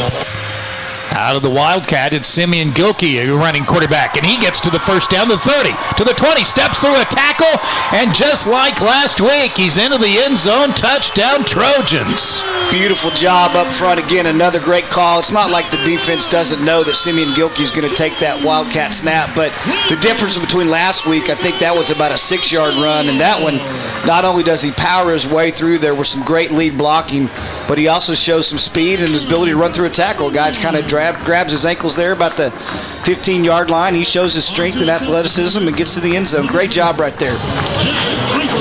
Giving it to number 9 and letting him do that is also an excellent option. I was going to say that, but they snapped the ball too quickly. Jack Franklin to try to keep his PATs perfect on the year, and he does. So there's a break in the action with 10:47 to go here in the 3rd period. And the Trojans now have upped their lead to 28-0. Will stay here. Greg Bryan is the head coach at Moore. As I mentioned, in his 2nd year, coming in with a record of 8 up and 8 down. He was a defensive-minded coach, was the defensive coordinator at Choctaw. He's an alum of Edmond Santa Fe, played at Merced College in California and Western Michigan, where he was a defensive lineman. Is successful. And while we have a moment, again, a reminder, next Friday is our game at Moore against Southmoore. And that's a 1 o'clock game, so we'll come on the air. We'll interrupt Rich Eisen's show, come on the air at 12:30 next Friday afternoon, and the kickoff at 1 o'clock here on the Blitz 1170. They're having a promotion down on the field, and the student actually kicked the extra point. Good for him. I think that was Jack Denny, the president of the Superfans. Is that? Yes. Yes, it was. Also a member of the homecoming court. I like the little wrinkle that this Jenks offense has added over the last few weeks with that Simeon Gilkey run game for Greg Calabrese and company, and thought originally maybe they were just going to use that in short yardage and at the goal line, but great to see the way the blocking opened up for him and showed some strength at the end of that run too. Here's the kickoff, right to left, taken at about the 10-yard line up to the 30. And scoots up near the 40-yard line before he runs out of bounds. Nice return by one of the starters. That's the starting running back, Cam Hayes. be really interesting. Oh, sorry, go ahead. No, you got it, Rob. I was just going to say, to echo your point from the previous drive, an opportunity coming out of halftime with the ball to put points on the board. They take full advantage of it to turn 21 into 28 now, and really, feels like you've put the game out of reach here with the way your defense is playing. No question. 1st and 10 at the 29 with the Trojans leading 28-0. Miller hit as he throws, caught up at the 30. And an open field tackle by Elias Cooper, not before Hayden Stahl, a junior tight end and linebacker, gets up to the 38-yard line, a gain of 9. Stahl does a nice job right there getting the ball and getting close to the line to game. But I tell you what, Trent Mason rocked the quarterback's world and put him about 5 yards deep into the turf and backwards right when he got rid of the ball. I think that's Stahl's 3rd catch of the night. Handoff straight ahead. Hayes hit at the line of scrimmage, but powers his way across the 40 to the 41. And that's the line of gain, so it'll bring up a new set of downs for the Lions. Number 42, Trent Mason. And number 97, Cash Jacobson. Gain of 2. Mason and Jacobson on the tackle. 1st and 10 from just outside the 40-yard line, middle of the field for Moore going left to right. Hayes, 6 carries for 26 yards. Miller, 9 carries for 25 yards on the night. And it's Hayes again over the left side. And again, it's disrupted by Mason and Sam Stone in on the tackle. And a short gain as it is. Rob's outstanding interview with Coach Gaylor at the halftime, really talked about guys that are developing and getting better, and I think Trent Mason is one of those. He's a guy that at the beginning of the year did not have a lot of experience there at that defensive line position, and the last couple of weeks definitely has started to come into his own and make his presence felt. I agree. He's getting better every week. Miller, quick drop, throws, and caught for a short gain up to the 47-yard line by Malachi Crenshaw. Caden Jones does a nice job as soon as that ball was in the air, breaking on the ball. We saw what he did last week when he broke on the ball and had a pick, and that time he does a great job of bringing the receiver down. Jace Hager helping him out there as well. So it's 3rd down and 3, and again, they're 1 for 9 on 3rd downs in this game. Miller looks to the bench, looks to the sideline, gets a play. Jenks has a 4-man front, and the left guard just stood up and took a step forward, so that'll be a 5-yard penalty. I think they're trying to draw the Trojans off sides there, and unfortunately there was a right tackle that moved, and they did not call him because he put his hand on the ground, but then the left side of the line moved, and Trojans benefit. Getting Rob Labor's visit with Adam Gaylor, the defensive coordinator. Halftime brought to you by Woodland West Pet Resort and Animal Hospital. On your feet, Trojan fans. Just west of downtown, on the other side of Highway 75. And Coach Fox around the campus. His interview brought to you by Taziki's Mediterranean Cafe tonight. Back to passes. Miller on 3rd down. He's going to run. He's got some room. He gets to the 40, 45, 1st down, 50, and down to the Jenks 43-yard line. Coach Gaylor got dialing up a blitz right there. He had Caden Jones coming from the short side of the field on a corner blitz, and KD does a good job of getting pressure and getting there, but he's able to step up in the pocket, elude Caden, and then when he does, he's got some open territory to the right side. Longest run of the night for the Lions at 14 yards for the Moore quarterback, Malachi Miller, who replaces Denver Wolf, the Moore quarterback from a year ago who threw for 501 yards against Jenks last season. 30 first downs, 642 total yards. Those were all records against Jenks last season, all-time records. And here's a nice play by Hudson Ball as he grabs Cam Hayes at the line of scrimmage and drops him, actually pushes him back for a yard loss. Yeah, when you talk about that stat, talking about Denver Wolf throwing that against the Trojans last season, it makes it sound like it was more than one game. Unfortunately, that was all in one game last season, and that game seemed like it was going to take forever last year. And Jenks won the game 49-41. How do you withstand that kind of assault and still win the game? Here's a pass that's almost intercepted. Samaj Stanford reaches in and pokes it away from the receiver. Well, not only did they have a lot of yardage that they were throwing for last year, and they made a game of it, but I think they had about 3 onside kicks in a row that they got back. So there was a lot of work coming out of the Moore week last week on hands team execution. Last year, right. Last year. Hands team execution as well as pass defense. Couple of first downs on this drive. They'll need to keep it going here for Moore on 3rd and 11 at the Jenks 45-yard line.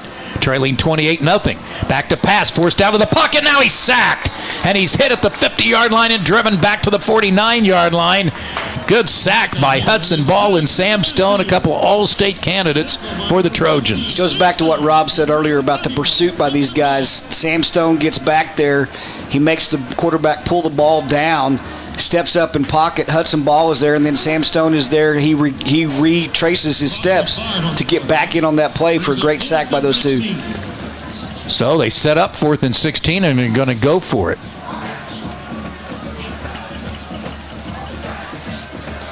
Back to pass. Looking deep. Forced out. Steps up and fires, and it's, incomplete and almost intercepted. As it is, it's probably a good thing it wasn't intercepted. The Trojans get better field position as the pass was over the receiver's head, and Samaj Stanford had him hit it. Looked like it hit him in his shoulder. Number 22, Samaj Stanford on the cover. So the Trojans, instead of Stanford catching it inside the 30 for an interception, it'll be first.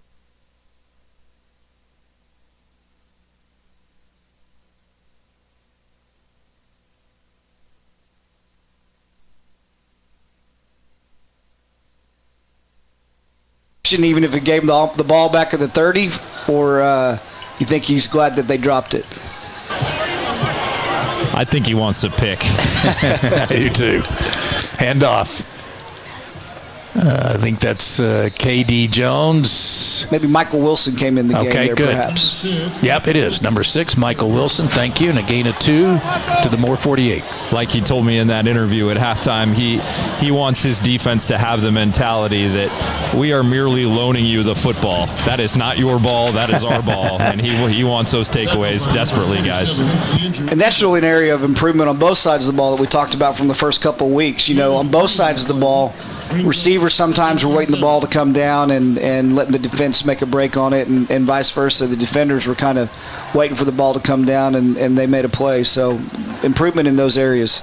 Owen Jones looking, throwing deep. He's going to overthrow Christensen.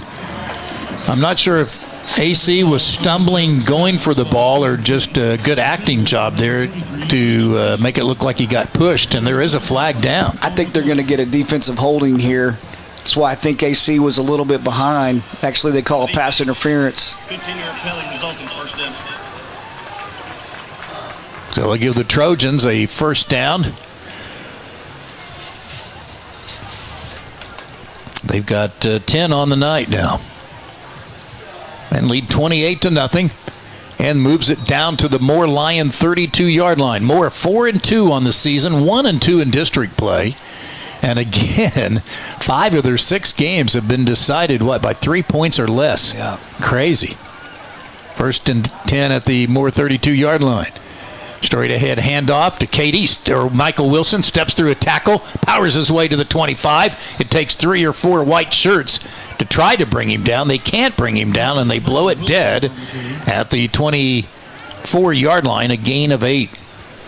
Michael Wilson does a good job of showing his toughness, hard-hitting inside run right there, and never did bring him down, just stopped the momentum, and now Samaj Stanford's going to come in and tail back for this next play. Trojans in their all-maroon uniforms with the pink spackling around the ankles, pink sleeves and some of the outside some of the jerseys. Jones throws down the sideline looking for Stanford, incomplete. Good coverage by Jonathan Alexander, a junior cornerback. I think defenses are going to be prepared for that wheel route by Samaj coming out of the backfield. They've seen it a couple times, and so not only is Samaj a threat right there, but would not be surprised to see him come back to AC Christensen on the scene. Well, we've got Gilkey in the game now, guys, so we'll see if we're going to go with another quarterback run here, which is how they scored their last touchdown. 3rd and 2 from the Moore 24-yard line. Gilkey was Move to the defense, now move to the offense instead. He hands off to KD Jones. He blasts down the middle for a first down and more, much more inside the 20 to the 15 and down to the 13-yard line. Tackled by number 8, Hayden Stoll. Nice job right there again, showing the reverse. Of course, you've got the potential for Gilkey to be the runner right there, but he shows the reverse, and AC heads to the wide side of the field, and then he hands it off to KD in the middle. KD coming into this game averaging, nearly 100 yards a game. He's 11 carries, 104 here tonight. First down at the Moore 14-yard line. Gilkey back to pass, in trouble, and dropped for a sack back to the 20-yard line. I think he was looking for the little fake the handoff, come up to the line of scrimmage, and throw the jump pass. He had McAnally that had slipped out towards the back of the end zone. Just didn't really quite have enough time to get it to him. Loss of 5 back to the Moore 19-yard line. Gilkey started his career at Union, and he and his older brother Maddox transferred last year from Union to Jenks after the Backyard Bowl. Maddox became a starter on the offensive line. Simeon, the backup quarterback. Here's a handoff going right to the far side to KD Jones from the 19 down to the 15, a gain of 4 to set up 3rd and 11. Again, we talked about Kai Beatty being a great threat there with his screen pass earlier, but again, showing his prowess as a blocker, just drive blocking his guy almost all the way down to the goal line. Again, this is the 8th overall meeting between the two schools. The first 6 were in the postseason, including semifinal games in 96, 97, and 98. Oh, a tunnel screen to Elias Cooper, and he dropped the ball. Owen Jones' pass is incomplete. He's going to wish he had that back. They do a nice job of showing the quick flare pass to KD on the wide side of the field, and then coming back to Elias underneath and hit him right there. And maybe he was thinking about what he was going to do with it once he caught it and turned upfield, but he's going to wish he had that one back. The Trojans this year are 6 of 9 on field goals. Tim Foreman has 3. Jack Franklin has 3. Franklin is 3 of 5, and he'll line up here for a 32-yard attempt. Braxton Hart to snap it back to Christensen, who holds, and the kick has got plenty of distance. It bangs into the sharp center, and it's good. With 2:29 remaining before halftime, or before the end of the third quarter, it is a 32-yard field goal from Jack Franklin, and the Trojans increase their lead now to 31-0 over Moore as we take a break on 1170 The Blitz.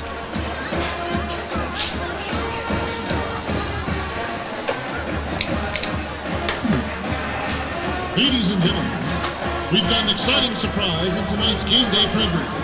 Coach Rance has personally signed a new Terra advertisement page in one program. If you're the lucky holder of that sign program, you've been selected for the chance to win a $100 gift card to New Terra.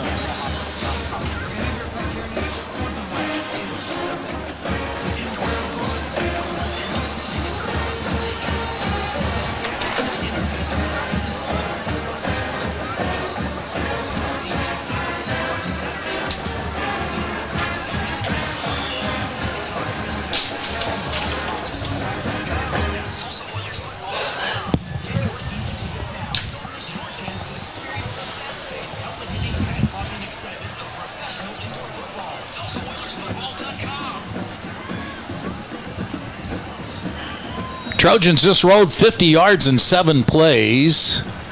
Got a 32-yard field goal from Jack Franklin, who kicks it into the wind, and he doesn't even try to kick it deep. It's a pooch kick taken at the 20-yard line, up to the 30, up the hash mark, left to right.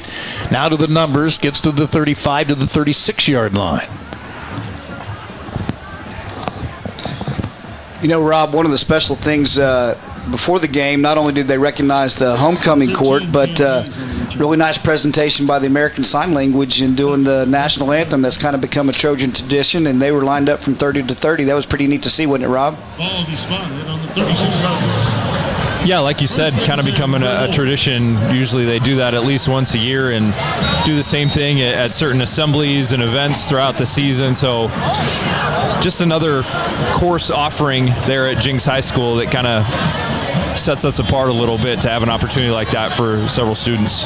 Here's Miller, the quarterback, trying to roll left. He fumbles the football on the ground, and Jenks has it. Number 7, Luke McAnally fell on it, but they're going to say he was down? There's no way he was down. He was still up in the air. The ball was bouncing around. He was still in the air. I mean, the ball was in the air. He was still up. That's crazy. But wow, gain of a yard. To that point, they're going to talk about it. I mean, they missed the call, so hopefully they're going to talk about it as a group and say, hey, we blew that one. Trojans have committed the only turnover of the game. That was an interception at the goal line by Moore. The Trojans, again, coming into this game a plus 11 on the turnover ratio. The turnover by the Trojans was the first, I believe, in 5 games. So they have the Trojans with 8 interceptions this year that they've captured, and then recovered 7 fumbles. And they're still talking about it. Well, apparently now you've talked about it too long. Yeah. So they blew that call. Again, I'm not saying everybody's perfect, right. but that wasn't even close. Yeah. So back to Rob's point, though, Tanya North and Roman Ross, 2 of our American Sign Language teachers, and Tanya sponsors that American Sign Language Club, and you've got athletes, band members, all kinds of people that are involved in that. It's just really great to see. Here's a swing pass caught by the receiver at the 35, and nothing doing. Jed Kalmus is out there in a blink, and the receiver, C.J. Simon, who's their leading receiver and had 11 catches in the game last year against Jenks, gets back to the line of scrimmage, to the 36 actually, so it's 3rd down and 10. Would this be the time for me to state my case for high school replay again? I told you all they needed to do was listen to me.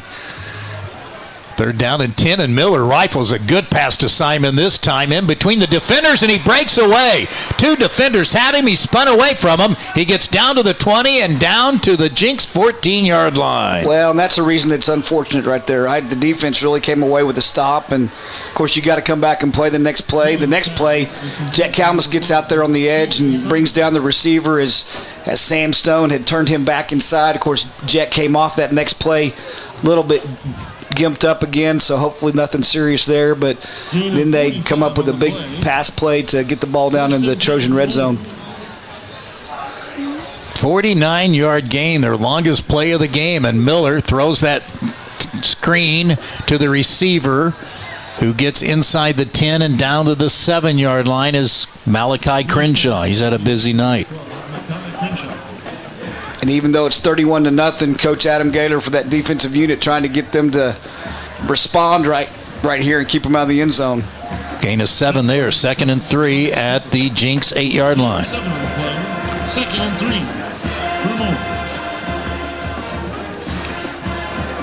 3. Here's a running play. Not much. A couple of yards down to the 5-yard line. Just shy of the 1st down marker with 38 seconds left in the 3rd quarter, and the Trojans leading 31-0. Hayes is going to be a yard short. Good stick there by Zach Fisher coming up from the linebacker position. Looked like there might have been just a little bit of room around that right side, but it evaporated quickly when Zach Fisher got there. Good stick. 3rd and 1 at the Jenks 6-yard line for Hayes in the backfield, now in motion. Miller, the quarterback, gets the snap. Looks for Hayes. He's covered up. Miller has to run it. He gets to the 5, and he's down at the 2-yard line, but it's got a 1st down.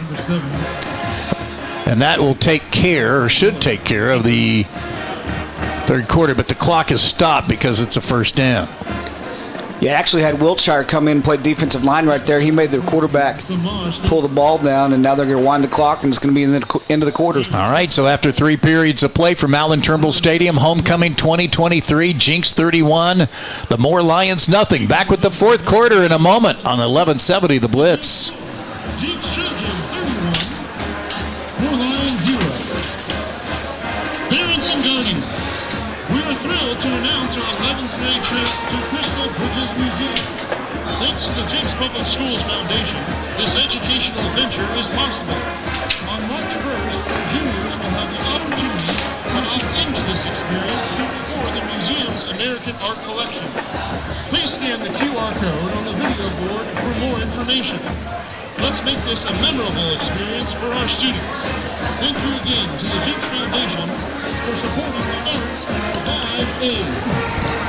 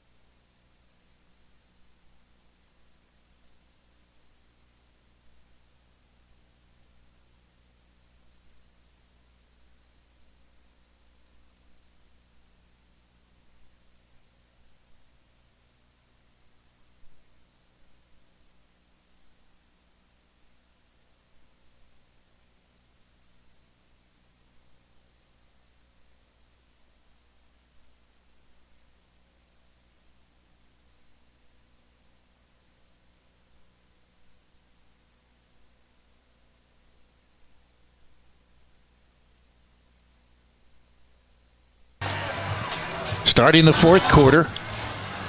Second and goal from the 1. Jenks up 31-0. Handoff Hayes again. And again he is stopped at the 1-yard line. Go ahead, Rob. Number 13, Cam Hayes. Well, yes, they are my Sooners, first of all. Second of all, 2 in a row for Hudson Ball down here on the goal line is kind of the first man to make contact with the ball carrier. Did it on first down, did it on second down.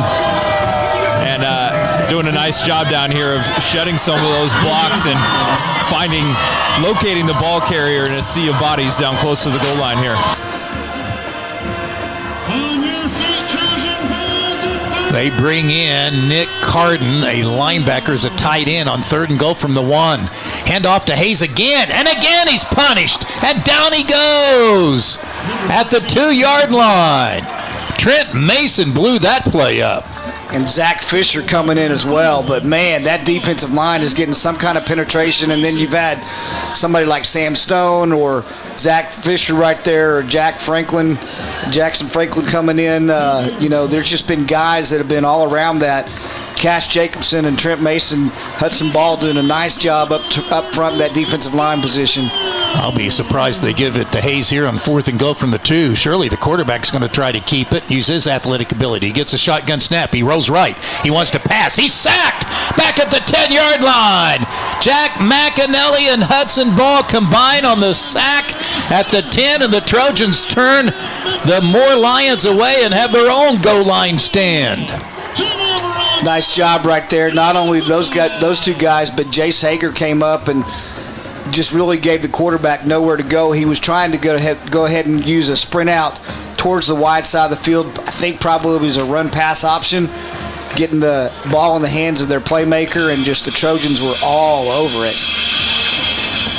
Well, I thought when you were talking about the goal line stand by OU in the Texas game on Saturday, you said that after first down. I was like, maybe a little premature here, 3 downs to go. But, boy, did they bow up and step up and smack some people down on the goal line. That truly impressive stand there by the Jenks defense. Sure was. Owen Jones to KD Jones, and he powers his way from the 10 to the 15 going left, just past the 15-yard line before they drive him back to set up second down and 5. By the way, your homecoming king this year, 2024 senior Eduardo Pereira is the Jenks Student Council Vice President, Math Club President, and Oklahoma Association of Student Council's District 7 Vice President, Cross Country Team Captain, also involved in the National Honor Society, Key Club, Varsity Track, and a National Merit semifinalist. He plans to attend college and study mechanical engineering.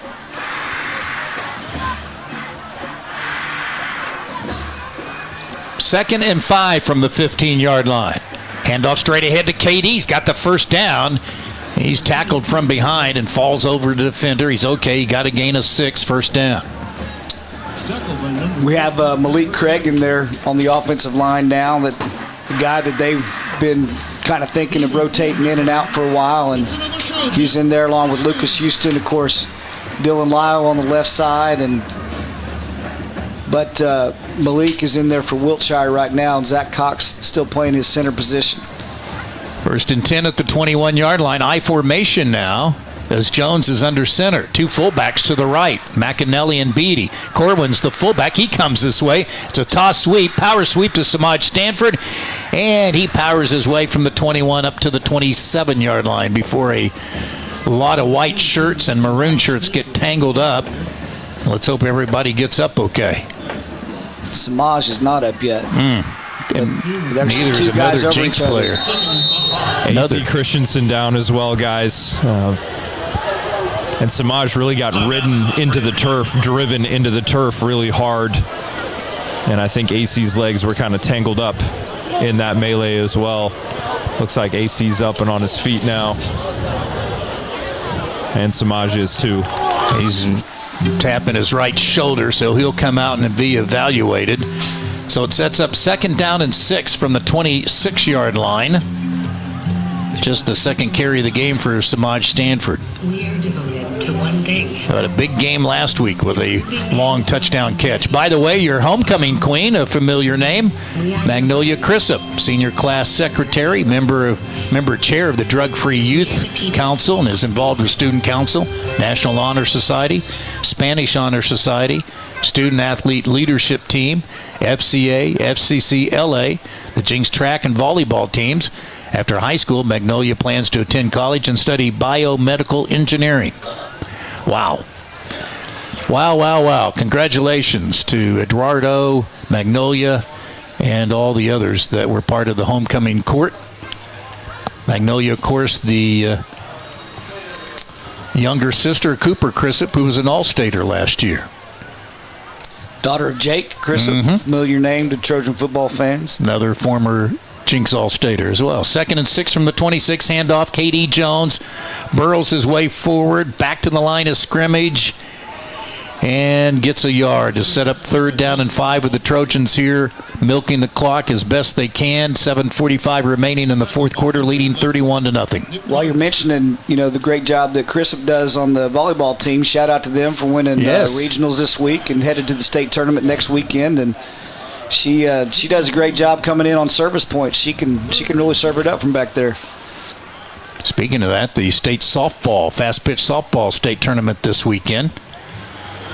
Need to check on some scores on that. Third and 5 at the 27-yard line. Out of the shotgun, Jones sets up the screen to Beatty. He catches it, breaks a tackle, but can't break another, and he'll be driven hard to the turf by Nick Carden, and that'll bring up a fourth down, and the Trojans will have to punt with the wind deep in their own territory.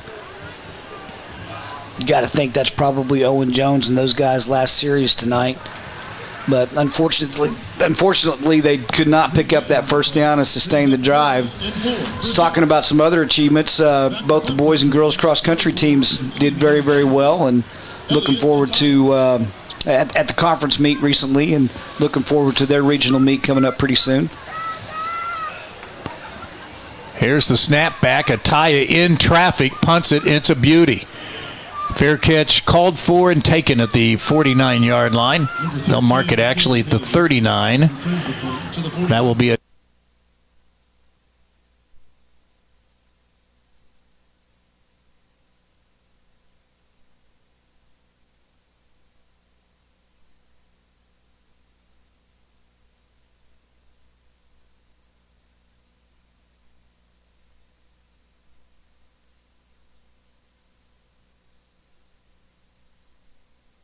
lead with 6.5 to play in the fourth quarter. And quite honestly, really no need for next week as well when we go to Southmore to play next Friday afternoon, beating them last year 90-9.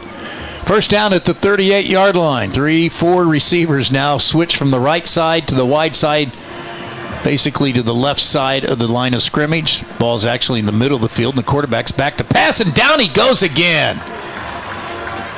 Down he goes. Luke McAnally with the sack.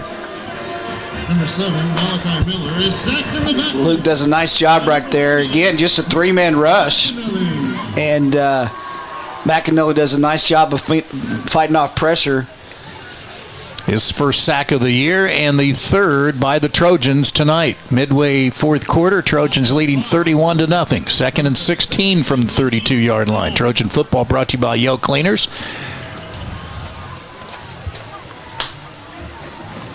Second and 16. Miller fires, caught, but not nearly enough for a first down. Up to the original line of scrimmage, and then dropped by a couple of Trojans. The catch made by Crenshaw again. You know, we talked about it before, just really pleased with these guys being locked in on homecoming and what a special time homecoming can be. And hopefully I can tell you a little bit about what I saw on the parade route about not only some future Trojans, but also some former Trojans as well. Good. Well, it was a long one for sure. It was impressive.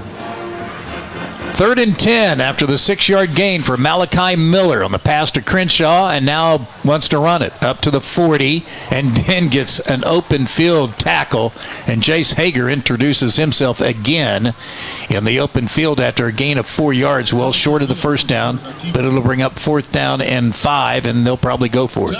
Yeah. So just such great community support, and like I said, just seeing a lot of future Trojans that are going to be involved in a lot of things, from the middle school band bringing up the end of the parade, or just Kelly Estep Evans, a former cheerleader, now leading a group of cheerleaders. And I'll talk about some of the former players as well. 4th and 5 at the 43. Miller rolls out, throws, good pass, good catch, caught at the 50-yard line for a first down. And the catch made by Maverick Garner. So Christy Davis-King, another former cheerleader from Jenks, and she was leading a squad out there. And then you had a truck. This was a truck. I don't know if I should even let them keep on rolling down the street. Brett Sharp was driving it with Jason Wiltshire, Scott McCoy in the van, and so they were coaching their guys up as well. Here is a running play by the quarterback, caught in the backfield, tripped up by Hosea Casalica, and Miller dives back to the line of scrimmage. Yeah, Richie Kalmas got his walking in today after his emergency appendectomy a couple of weeks ago with the Colts team. So you had all the youth football teams, almost all of them. I don't know about all of them, but all of them. I only had about 127 of them, it seems like. You had every athletic club was certainly represented. It was an impressive homecoming today. As I said, I recorded 20 minutes of it, and Scott and I finally gave up to go to dinner, and it was still another 10 minutes or so after that. 20 minutes of it didn't even get us out of the aquatic lot. So, yeah, it was quite and Stuart Lamb, I got to shout out to Stuart. Yeah. He's another youth coach, but he says he listens to us regularly when he can't be here and loves to tune into the Trojan TV broadcast and everything great that Mason is doing. So a lot of former Trojans out there coaching their kids to just continue the success of this program. Yeah. So really great to see those mom and dad still involved. Throwing deep, and this one's overthrown down at the 12-yard line. And on the coverage, nice job on the coverage for the Trojans was Ace Gilliam. Intended for Crenshaw, and it's 3rd down and 10 coming out. And, Coach, that's, as you well know, that is why this program has won 18 state championships more than anybody since 1996, is the fact over the last 30 years or so how the former players have given back to this program at the youth level. Yeah, and like I said, moms and who've been involved in different sports and just talking about Cass Jacobson's mom was a Trojan athlete here and still continuing to give. So just so appreciative of what they do. Here's a wheel route pass, and a nice job by Gilliam to jump the route and knock it away out of bounds. Incomplete. 4th and 10 coming up. There should be a holding call. This would be the first holding call, but we definitely got tackled right there. Hosea Casalica was really putting pressure on the quarterback and got brought down. On the offense, that penalty be declined. 1st and 10 for Jenks.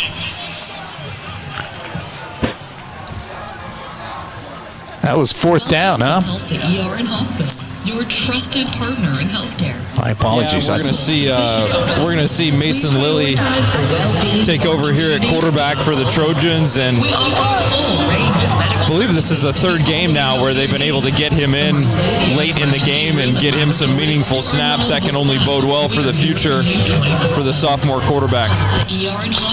Left-handed sophomore quarterback Mason Lilly, 2 of 7 on the year for 3 yards.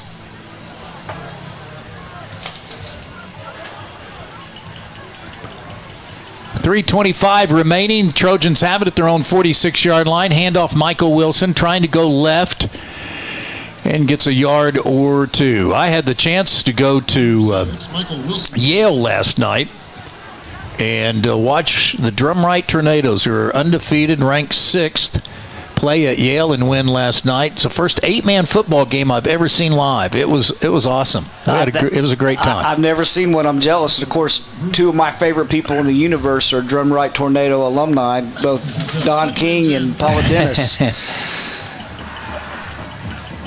2nd and 10 from the 46-yard line. Paula, one of the counselors at the high school. 2nd and 10. Running play Michael Wilson. Nice ankle tackle after Michael gets a couple of yards by Maverick Garner. He's going both ways as a sophomore. And Michael Wilson gets up to the 48-yard line, a gain of 2 with 2.5 minutes remaining in this game, and Jenks leads 31-0. I'm sorry, go ahead. This would be a nice shutout for this team tonight. It would be, and I know coaches are still wanting that to happen. So I was just going to say, you got to see another great event last Sunday. I did. For the Trojans, Thank you. Buddy Baseball, and what a great day that was. You were great. The kids are great. They do a great job, and I just am fortunate to be around it. You've had a busy week, busy fall. Here's Aiden Jordan with the run up the middle, crosses the 50 and down to the 47-yard line, and it'll be about 3 yards short of the first down to make it 4th down and 3. So a lot of our listeners understand that every year I can't remember how many years it's gone back now. John Miller, our business teacher, is one of the first ones to get it going, and so it's happened, I think, maybe 13, 14 years now. The Buddy Baseball? Yeah. You said last week it was 17th annual. 17. Well, it hadn't changed since last Sunday, so yeah, and they do such a great job with so many kids, and our baseball players just are great. As they're going to be a false start here, I think, maybe on this play, but ran down, if I can, a couple of softball scores from today. False start on the offense. False start by the Trojans, and we'll make it 4th and 8. Rooting for Randall King, Mike Norton, the pitching coach, Broken Arrow, but they lost today to Southmore 6-2, and Owasso lost to Edmond Memorial 2-0. In the softball semifinals, so that puts Southmore and Edmond Memorial into the finals tomorrow at the OU Stadium. Here's a punt by Ataya. Oh, and he hit it at the 5-yard line and rolled into the end zone. It bounced in the end zone. He was hoping for that reverse spin. That might be one of the only ones that hadn't dropped on him. Right. But again, just talking about the baseball program and the parents and the booster club and the kids and the coaches do such a great job. And then some of our special friends get to come out there and participate in that. But then what a lot of people don't know is the baseball team turned around also that week and went and one of the Trojan coaches, Mike Evans, an alumni who also won a state championship here. He's a pitching coach for him. His wife, Kelly, that I just referenced a little while ago. She works at the Center for Individuals with Physical Challenges, and they went out there and served out there just right after that. So they do a great job.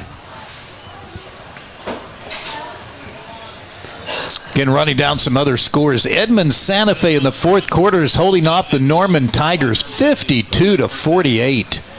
Wow. That would be a huge upset if Norman knocks off Santa Fe. Norman's not too bad. I mean, they've been very scrappy this year.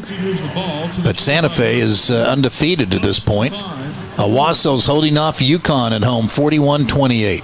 Bigsby, no trouble at Broken Arrow tonight, 51-7. The Tigers are 1-6 on the season. Union, no trouble at home against Mustang, 46-7. And 2 games from last night in the Jenks District.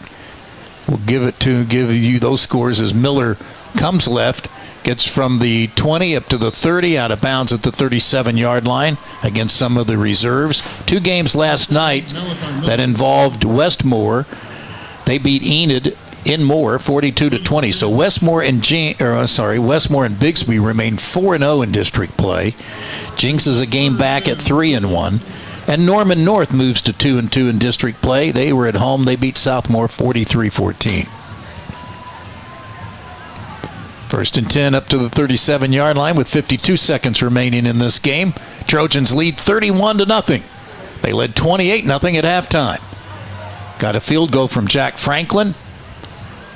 And then Jenks with a defensive stand in this game. Back at the start the fourth quarter. Miller's pass is complete. Pass is complete from the 37 up to the 45-yard line, a gain of 8. Gain of 8 on the play. Brings up 2nd and So 2nd and 2. This Miller's a pretty good athlete, isn't he? He is, and he's got a good arm, and he's got a strong arm. He can get it downfield in a hurry. And then, again, the Trojans have done a nice job of keeping the intermediate stuff in front of them and not giving up the deep ball, really. Trojans have given up now. As a pass over the middle, and it bounced off Gilkey and into the hands of C.J. Simon. Wow, that is unlucky for the Trojans. They had the interception right in front of him, and somehow he got bumped as Gilkey was about to make the interception. It looked like somebody bumped into him. Somehow it ended into the hands of Simon for a 55-yard TD strike. As I was just about to say, the Trojans have given up just 30 points in 4 games.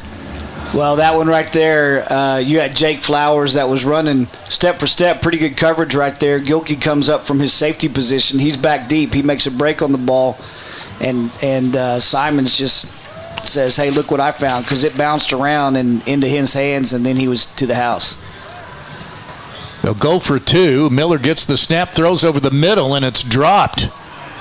He was open, but Andre Lee couldn't hang on to it, and so there's a timeout with 37 seconds left, and we'll take it with the score, Jenks 31, Moore 6 on 1170 The Blitz. 7 seconds left in the fourth quarter. Jenks Trojans 31, Moore Lions 6.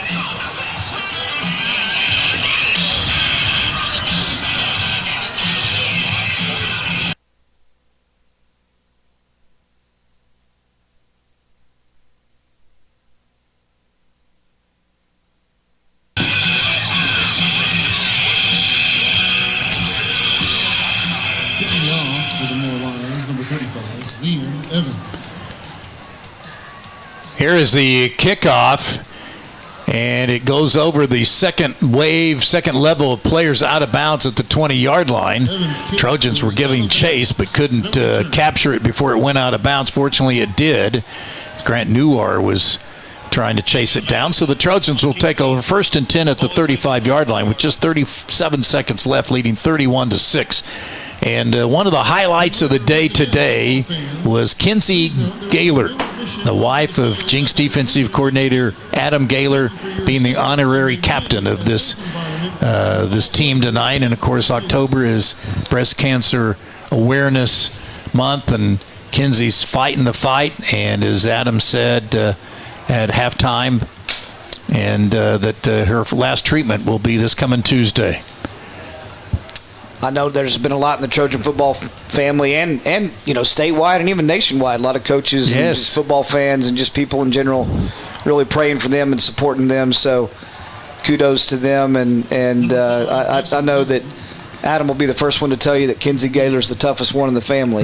He likes to talk tough and act tough, but she's a true warrior. And again, our thoughts were with everybody who are battling breast cancer as this one comes close to an end. Does indeed. Jenks will take a snap and let the final 20 seconds run out. Both teams will come to midfield and exchange salutations as the Trojans have run their record now to 4-3, 3-1 in district play, and the Moore Lions fall as well to 4-3 and 1-3 in district play, as the Trojans are convincing tonight as they take care of the 9th-ranked Moore Lions 31-6. We'll come back and hear from the head coach Keith Riggs next on 1170 The Blitz.